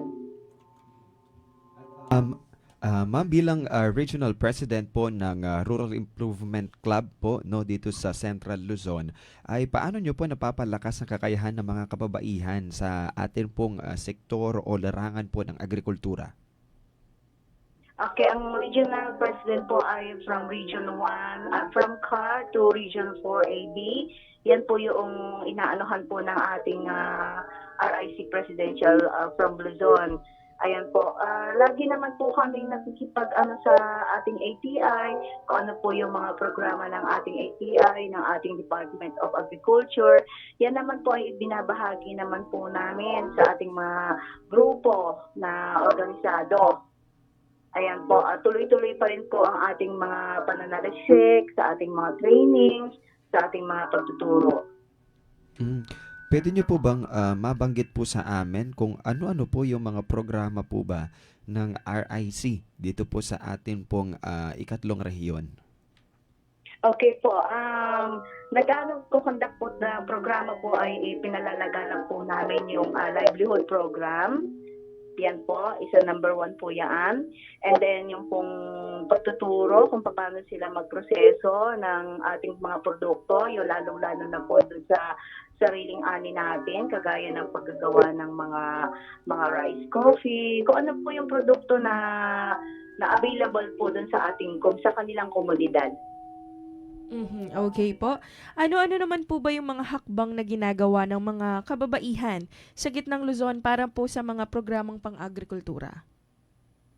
Yan ma'am, yan po ang mga hakbang po nila ay talagang ikinukumbinsi nila itong ating mga kababaihan na maki-join dito sa organisadong samahan ng lalong-lalo sa kababaihan. Yun nga po, kinukontak po namin sila para maturuan sila kung ano po yung mga training na ibinibigay po ng ating pamahalaan, lalo-lalo na po sa pamahalaan na ATI.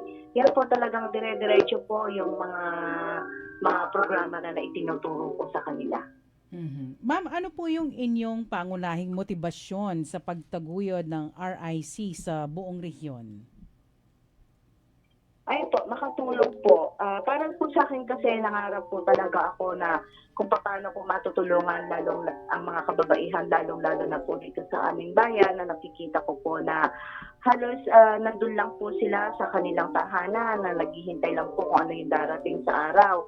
Yun po, so motivate po talaga ako na sila ay hikayatin na makisapi sa samahan para po sila ay maturuan, gawin nilang panghanap buhay kung ano man po yung kanilang mga natutunan at magkaroon po ng malawigang kaalaman para sa agrikultura.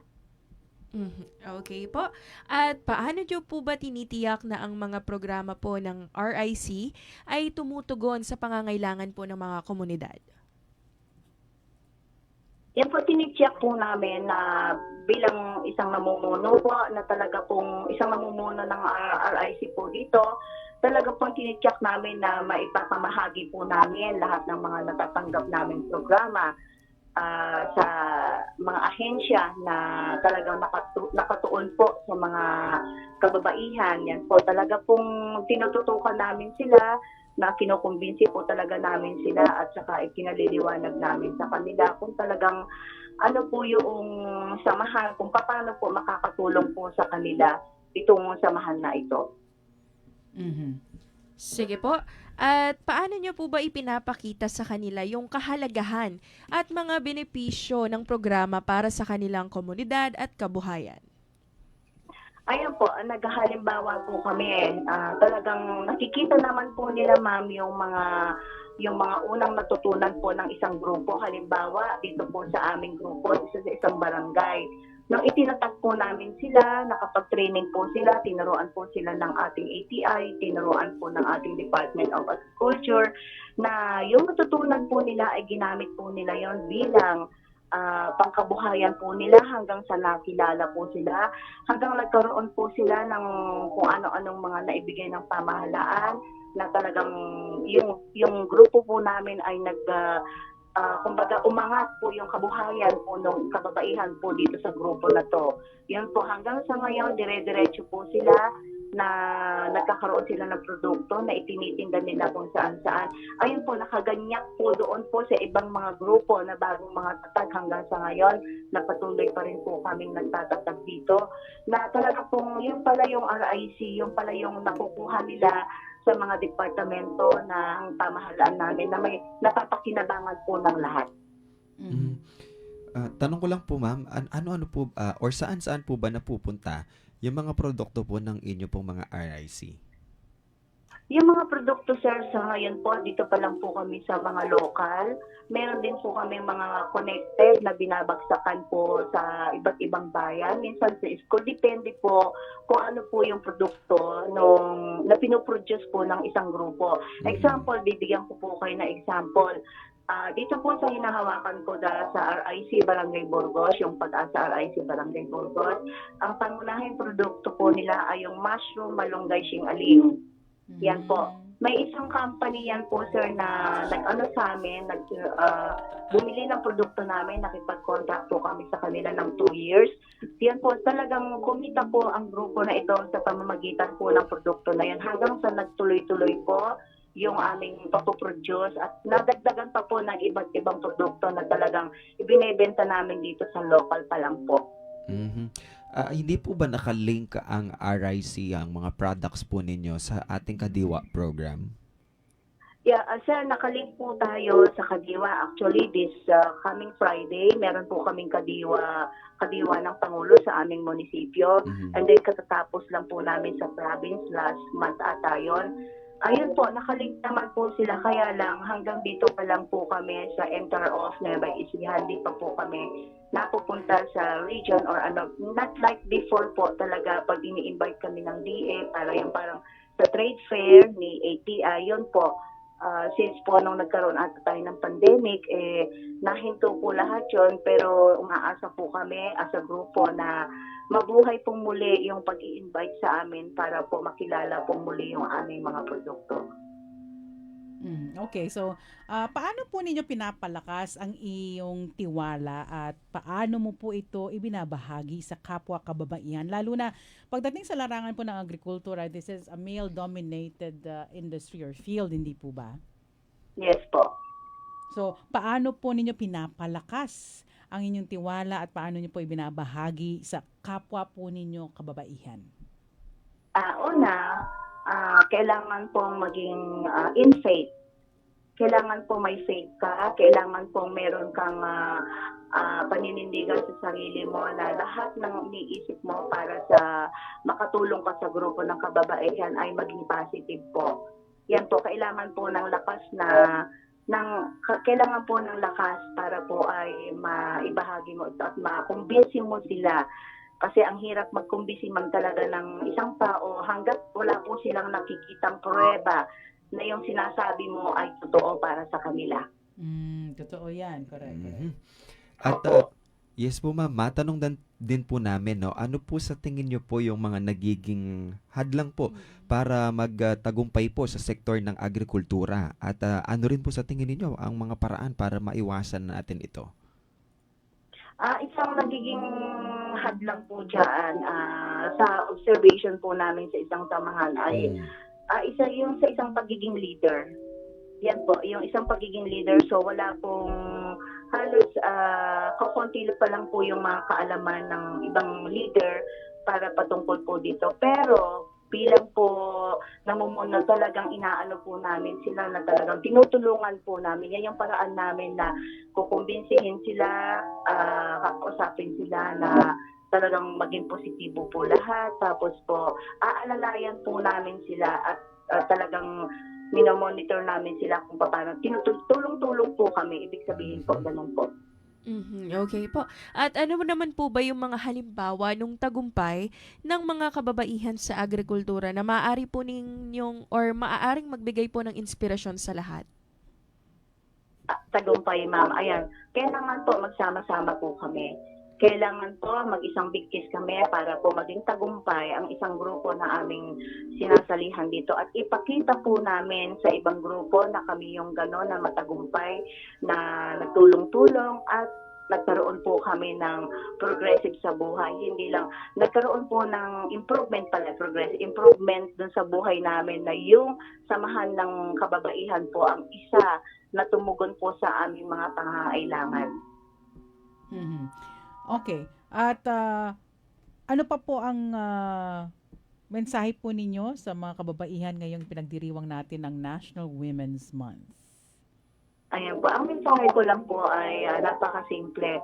Magsama-sama po tayo, magtulong-tulong po tayo. Tingnan po natin yung pong ating kinalalagyan sa panahon na ito.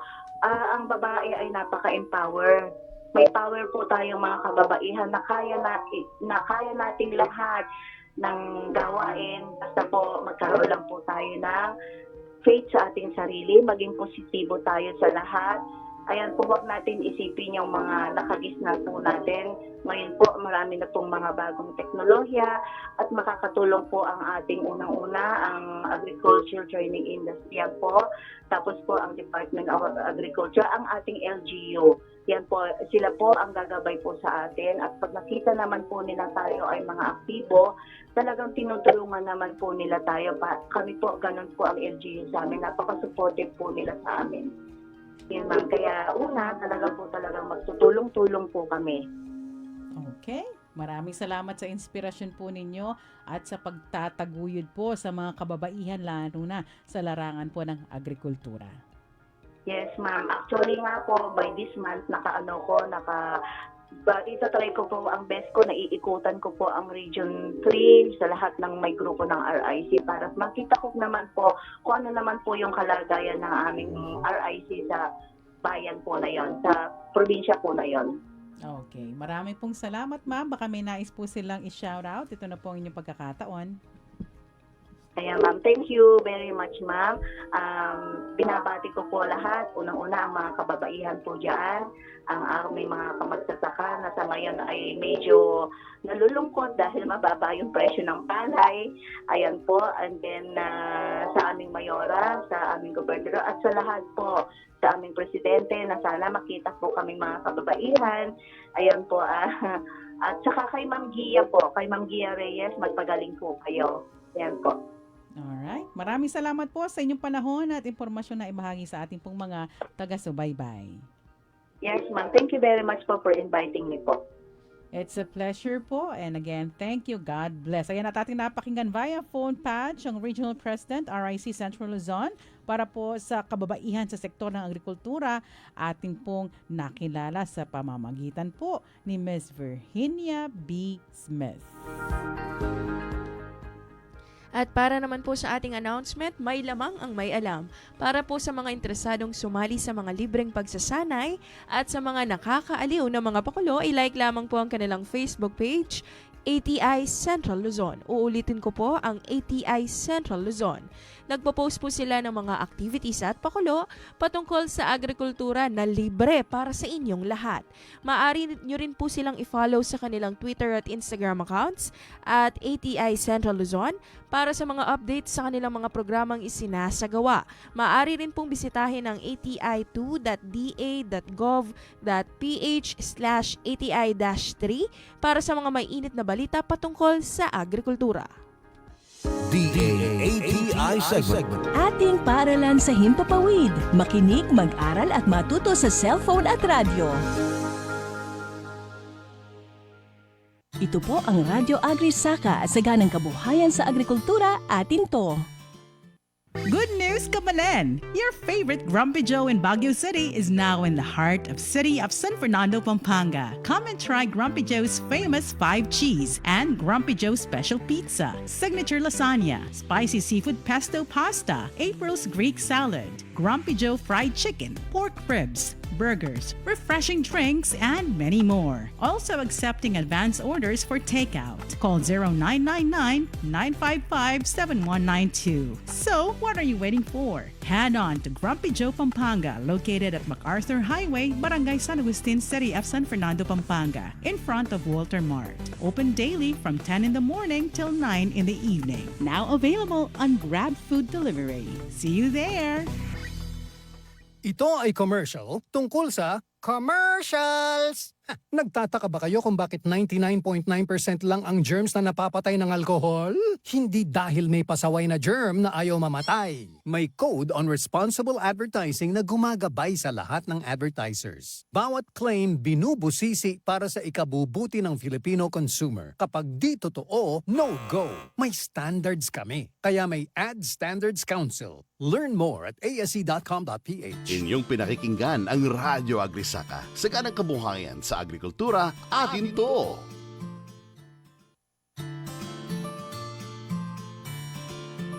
Kayo po'y nakatutok dito sa ating palatuntunang Radyo Agrisaka, ang programa para sa lahat po ng mga involved po sa agriculture. Shout out to Koy Onofre, all the way from Guam, USA. Kamusta po dyan sa may Guam? RJ Kapili, kamusta po sila? Elisha K, good morning. Hi as well to... Hi as well to... Jenna Velasquez, Kimpoy, Salcedo, Maniago. Good morning po sa inyong lahat. Okay, kasama pa rin po ninyo ang inyong lingkod na si Tyra at ang ating mga katuwang mula sa Department of Agriculture Region 3 na sina Ernest Payawal at Rica Salas Velasquez. Baka may nais muna kayong i-shoutout or i-announce. Ito na yung pagkakataon. Sige po, sisigawan po muna namin, Charis. Shout out, Sir Jerome Bartolome Yambao, kay Kuya Luis Ibay po from Field Operations Division APCO, kay Darang Menchi Yabot, kay Sir Arvin Gintu, kay APCO Jan Ezekiel Soriano, pare. Hello din po kay Sir Louie na pilot ng Regulatory Division, kay Tita Jeannie, Tita Myra, or aka Attorney Lilet, kay Miss Joy, Tita Grace, Kuya James, Tito Maning, Sir Errol, sila po ang bumubuo ng aming Cashier family. And belated happy birthday po sa aking bagong inaanak, kay kay Baby Amari Samuel Pineda Gintu. Hello sa iyo. And sinisigawan ko din po ang aming budget family, Nanay Betcha, Ate Audrey, Ate Geneva, and kay Kuya Pars Mark. Yes. At gusto ko rin pong batiin ng mga nag-birthday at magba-birthday ngayong March na ito ng mga kakilala ko po, no? Napakadami ninyo. Oo nga naman. At belated happy birthday po kay Kirby Aquino noong March 2. At advance happy birthday kay Pacho Chooks Marvin Salenga sa darating na 11. Bukas yata yun eh. O yeah, punta kami sa inyo. At advance happy birthday din po sa kapatid ko po, Enrico Payawal, sa darating na March 16. At kay Roger Villota, advance happy birthday sa darating na March 17. Ihabol ko lang po. Belated happy birthday kay Ate Angelica B. Adona, broken-hearted pero napaka-Diyosa. Hoy, alam mo ba, yung mga heartbroken na yan, alam mo, may kapalit yan. Correct. Mas magandang kapalit yan. Trust me. Kapag dumating yung panahon, masasabi mo sa sarili mo, ay, may tama nga si DJ Tyra. Malaki ang tama. At eto na. Yes, ang pinakahihintay ng lahat, para mag-update po sa atin at malaman natin kung ano nga ba pinaka-latest, hindi sa chismis, hindi ang pinaka-latest pagdating sa ating mga pinamimili. Heto na. Wow. Agrisaka, good news! At narito na po siya, nakalanda ang kanyang eroplano. Hindi po makakasama. Live dito sa studio. Alam mo, inaabangan ko, naka-Philippine yan eh. Kasi, Ay, no ba? Bakit naman po? May lakad pa akong iba. Okay. Sayang naman. Sana mamaya mo na hinubad. Yes. Oh. Mainit, Makati. Hindi naman Makati kasi ano yun eh. Modern type. Parang may pinuntahan na to sa Bataan last time. Meron na ba? Nagpunta ako pero wala akong... Walang napili. Walang kasya? Ganun ba? Umorder muna ako dun sa galing... Yan! Tinaman pa siya sa akin. Yung siya, yung tela na galing lang. Oh. Wow. Asian. Yes. Yes. Sana may sinukat ako hindi natin alam kung may magmamatch. Meron po yan. Meron yan, Mataba tita. ako, ganun. No. Tita, Yan yes. yung sinend natin sa kanya na bilihan ng mga magagandang Filipiniana at ASEAN na mga damit. Yes. Sa may bandang Bataan. Lapit lang po ba sa Lubao yan? Hindi, yung kanilang nasa public market. Meron silang pwesto sa public market. Pero may bahay sila na papuntang Malapit sa Olongapo. resort. Malapit daw sa resort.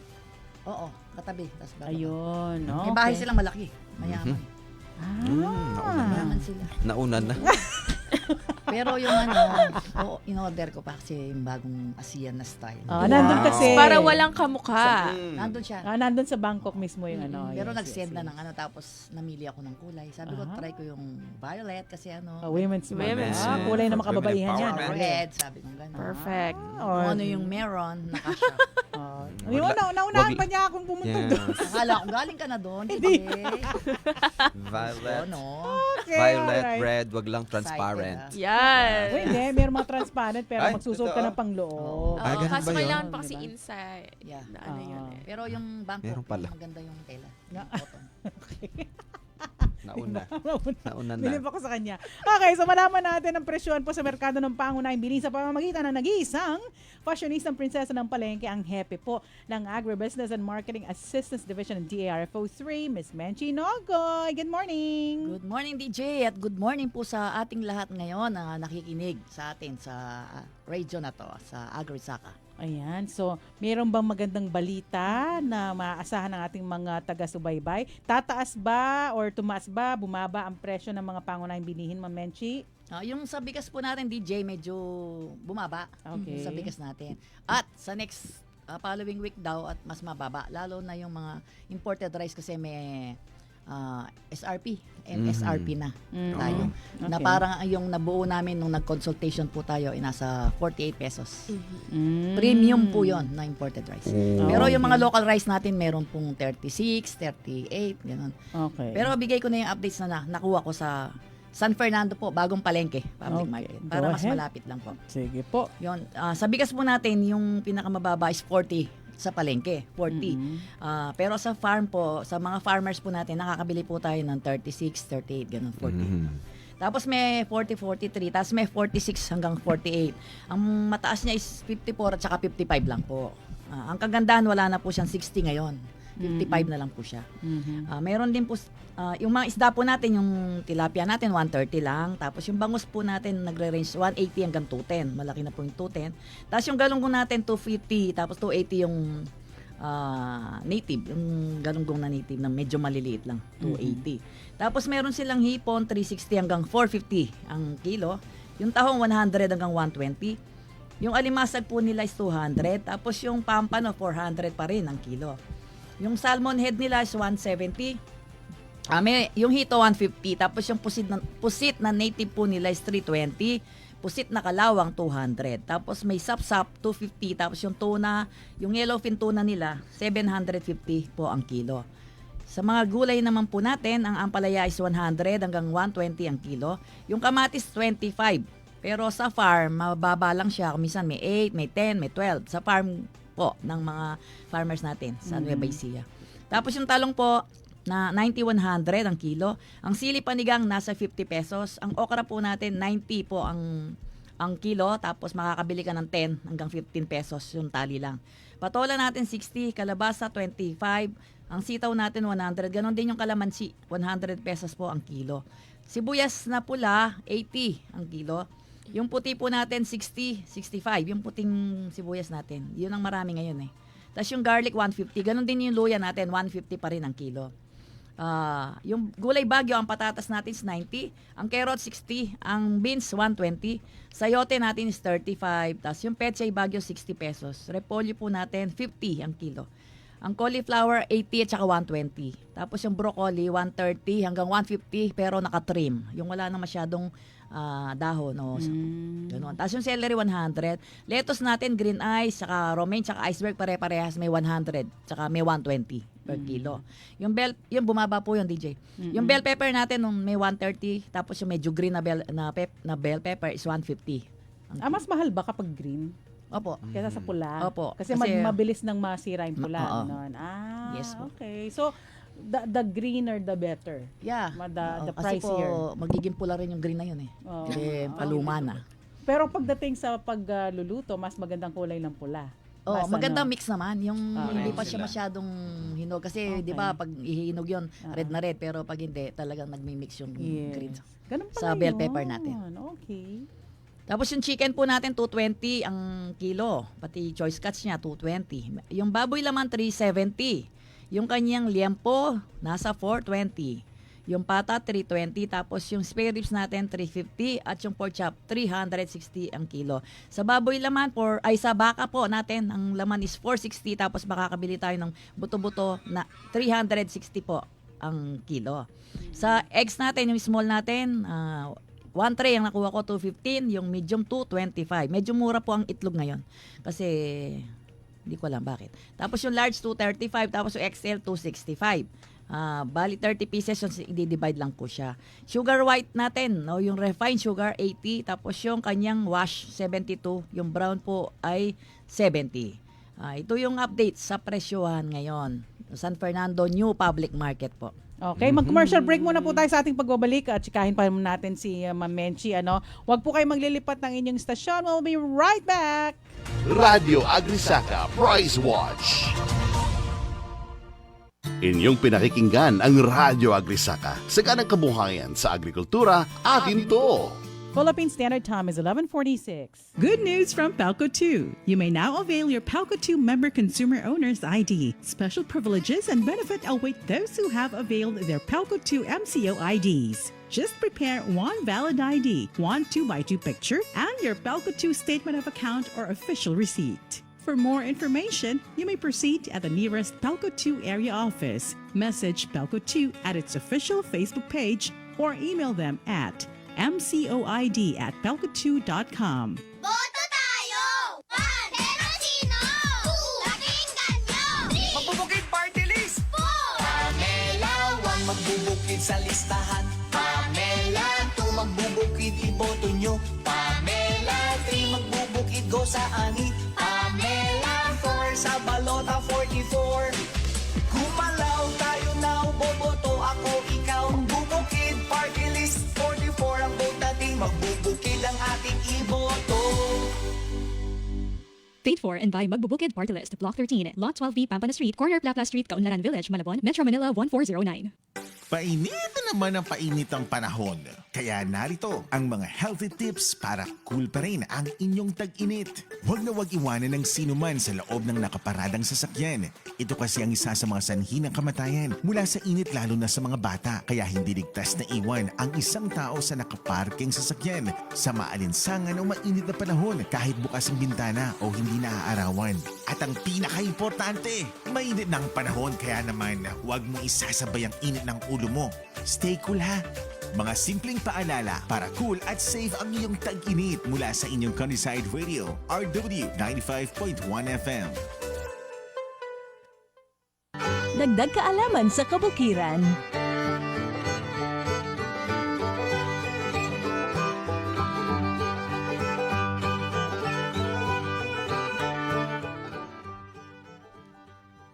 Okay, alam mo ba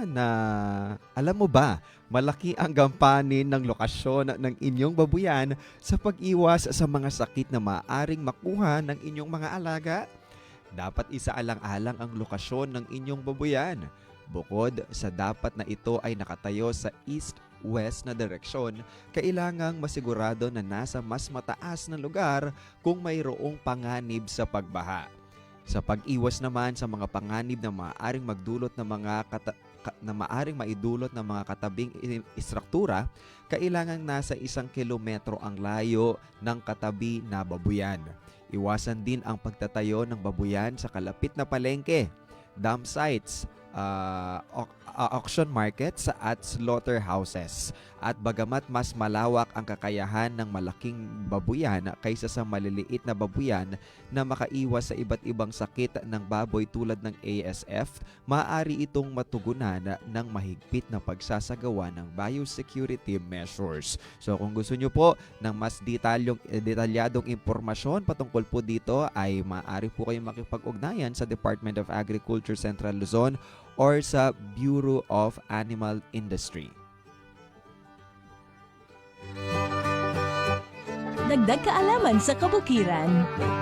Salamat sa iyong pabaon, Ernest. At it's 11:50, oras na para sa ating mga goodbyes. But syempre, update muna, kamusta po ang Kadiwa po, Mamenchi?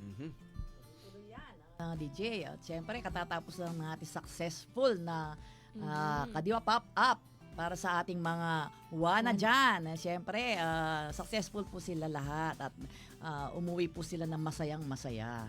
Tapos tuloy-tuloy din naman mga Kadiwa natin, yung mga Kadiwa stores natin. At dumadami pa yung marami pa rin request. Tapos marami tayong ina-accredit as Kadiwa suppliers, Kadiwa consolidators. May ganun po kasi para yung ating mga FCAs makakapag-deliver na po sa iba-ibang Kadiwa natin outlet sa Metro Manila. Ganun po yung purpose. At may finalist tayo sa Gawad Saka, di po Ay, ba, tita? yes. Oo, ang Sana sa po, Kadiwa wish natin sa ano?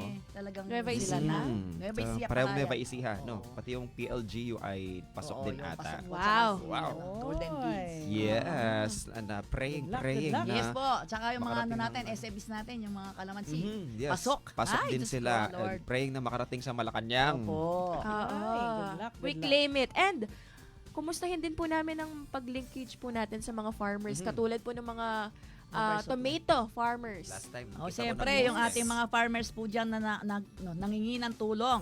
Wala po kaming tinatanggihan. At yung pong may nagsabi po kasi secretary na ang Amad Region 3 po wala daw market. Meron po. Katatapos lang po namin ng Friday.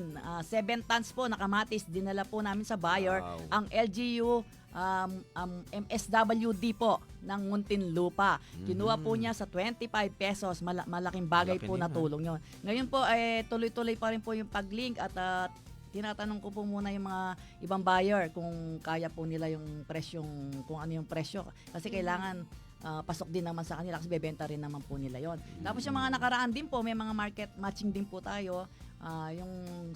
Yung Golden Beans po, nakapag-link po yan, kumuha din po sa farmers natin. Cash po yan, binabayaran po nila sa ating farmers at dinadala po sa ating mga Kadiwa outlets sa Metro Manila po. Yes, at huwag mag-atubili pong lumapit lamang po sa Agribusiness and Marketing Assistance Division po ng Kagawaran. Kasi hindi po yan hindi. Sabi nga po ng hepe nila. Ang reyna ng Amad. Yes, basta ipagbigay alam. Yes. Lahat naman po kailangan nating ma-please. Yun po ang ating mandato. Sa abot ng makakaya, isaservisyohan po ang Opo. lahat. Alright, so ito na, panahon na para magbati na tayo. Let's give the chance to Rica Velasquez, Information Officer 2, Regional Agriculture and Fisheries Information Section, DARFO 3. Alright po, binabati po natin ang Regional Executive Director, Dr. Eduardo L. Lapus Jr., ang aming mga RTDs, Doc Arthur Dirit, Doc Irina John, congratulations po sa inyong oath-taking nung isang araw, last week. Congratulations! Congrats! And hello din po sa aming RTD for Special Concerns, Engineer Juanito de la Cruz, kay Doc Sandre Bacay, kay Ma'am Norina David, kay Doc Emily Soriano, kay Doc Milagros Ormananggit, kay Ma'am Milagros Singian, kay Ma'am Elma Mananes, kay Engineer Elmer Tubig, kay Doc Luel Rebeliaco, kay Engineer ABP David. And of course, hindi po namin ma-assure ang aming security kung wala ang aming mga security guard na laging nandyan para sa amin.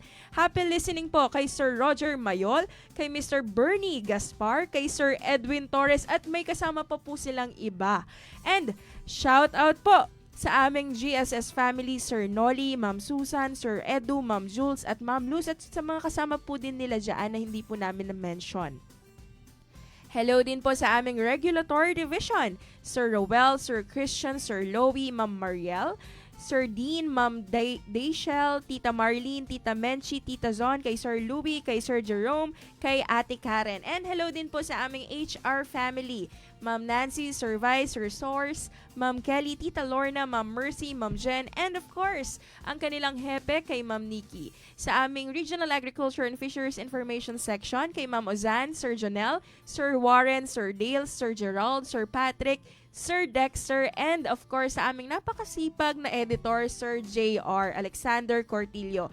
And isang pagbati lamang po sa aking pamilya, kay Mama Emilia Gueda Salas, kay Tatang Ray Milando de Macali Salas, kay King Hendrix, kay Ethan Clyde, kay Ate Rayan Salas Nerit, kay Ate Apple, Elefante, kay Kuya Jun, kay Kuya Jeff, and of course sa akin pong mahal na iniibig, Jason Velasquez. I love you po sa aking family. And maraming salamat po sa lahat ng mga magsasakang nakikinig po sa aming programa. Plug ko lang din po ang aming Facebook page na Gender and Development, kung saan nandun po lahat ng mga activities na related sa Women's Month, sa Gender and Development na pinopromote po natin with partnership with other division po and offices ng Department of Agriculture. Okay. Yes. At ito na pagkakataon naman para kay Ernest Payawal, Public Relations Officer 2, RAFIS, DARFO 3. Okay, maraming salamat po sa lahat po ng nakinig po sa ating pong 2 oras na palatuntunan na Radyo Agri Saka, saganang kabuhayan sa agrikultura atin to. At nais ko lamang pong batiin ang Payawal family, Hernandez family, Gonzales family dito po sa Candaba, Pampanga, ang Yelong family sa Angeles City, Pampanga. At binabati ko rin po yung aking pong mga ka-churchmates sa Hills of Glory International Christian Center Incorporated at ang mga naka-classmates po natin sa Pampanga State Agriculture University, ang mga life group po natin dyan sa Mapinya, sa Balitucana, sa ano pa ba? Saan pa ba sila? sa PSA, yung mga boarding houses po natin dyan. At nais ko rin din pong batiin muli yung mga nagba-birthday ko po, mga kaibigan dyan, mga kasama at mga kapatid. Sa kapatid ko po, si Enrico Payawal sa darating na March 16 at kay Roger Villota sa darating na March 17. Happy birthday. Happy birthday din kay Chooks sa darating na bukas, kasi bukas na, March 11. And also, happy birthday po sa lahat ng mga nagba-birthday. Ayun po. At abangan nyo po yung mga susunod pa pong episode ng ating pong programa. Okay, at syempre pabatiin din natin ang nag-iisang fashionistang prinsesa ng palengke, ang Chief ng Agribusiness and Marketing Assistance Division DRF3, Miss Menchi Nogoy. Shoutout lang po sa aking pilot na nandyan lang sa tabi-tabi at nag-aantay po. Edly Garciliano at saka po lahat ng farmers na nakikinig at lahat ng nasa Agribusiness and Marketing Assistance Division. Hello po sa inyong lahat. Happy lunch. Okay. Yes. Belated happy birthday naman kay Don Marco, ang ating DJ tuwing umaga. Birthday niya last March 6. At advanced birthday greetings naman after a week naman nun ay birthday naman ni DJ Gio sa 13th, March 13. Happy advanced birthday greetings. At sa mga nagse-celebrate ng birthday ngayon, Ma'am Edna Galang Hernandez, Ching Edna, happy birthday. Axel Yalbas, Pressy Mendoza Garcia, Leslie Austin, Nielsen Salazar Ocampo, Marvy Gatos, at belated happy birthday Laura Lynn Baul Rivera, Deng, kay Jerzon De Leon, Lyren Asolot, ganyan din kay Winnie Figueroa, Pasqua Joseph Glenn, Pamela Sanchez, Beth Ocampo Vito, Goy Santos Ocampo, belated happy birthday Jeneline Santos, Sir Alan F. Pacho, 2 days ago birthday niya, Boom Garcia, Nats, kay of course Jody BJ Mercado, naka-birthday ng aking anak last March 7 na si Shirley's Gray, M. Vito Mendoza. Vito, belated happy birthday, Bebe, we love you.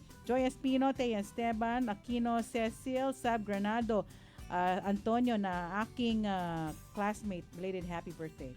Alright. Isa pa pala. Ang dagdag ko lang po, advance happy birthday po sa amin pong Bishop Mark Opunsalan sa darating na March 23. Ay, ihabol ko lang po, parang nag-birthday po ata si Sir Gerald Tonggol. Ay, ang alam ko po ay March kasi pop-up story yung memory na naglibre siya ng Shakey's. Hindi ko alam kung kailan. Birthday, Gerald. Today ba? Happy birthday, Gerald. Hindi ko din ma-assure. Basta happy advance birthday. or belated happy birthday, Sir Ger. Ang dami birthday ng March. Yes. Happy birthday Kahapon, po. naging birthday din ni Kuya Kiko, Francisco Happy Taro. birthday Happy po. Happy birthday. Happy birthday po sa lahat ng mga nagse-celebrate. Again, kay Koy Onofre, thank you for listening, for tuning in. Nika Balubar, kay Tita Lita Daraman, hello po. At yan, sa mga nasa Guam, USA, Koy Onofre, thank you so much for tuning in. Sa inyo pong lahat na sumubaybay, maraming salamat. Thank you as well sa ating broadcast technicians na nag-assist sa atin. Daniel Nicholas Lauder, ang ating dancerist. Yes. And kay CJ Bondok din, maraming salamat. And that's all for now. Ito po yung lingkod na si Tyra. At sa ngalan po ng Regional Executive Director DRFO3, Dr. Eduardo L. Lapus Jr. at ang Chief ng Information Section DARFO3, Ms. Ozan Ono Ocampo Alas. Kami po yung nagpapasalamat at sana'y panatilihin ang inyong pagsuporta at pagsubaybay dito sa ating palatuntunang Radyo Agri Saka. Ang mga kuro-kuro na inyong napakinggan ay tanging opinyon po lamang ng mga panauhing tagapagsalita at hindi sa pamunuan ng himpilang ito. Maraming salamat po sa inyong pagsubaybay. Angelenios. Emergency response right at your fingertips. Posible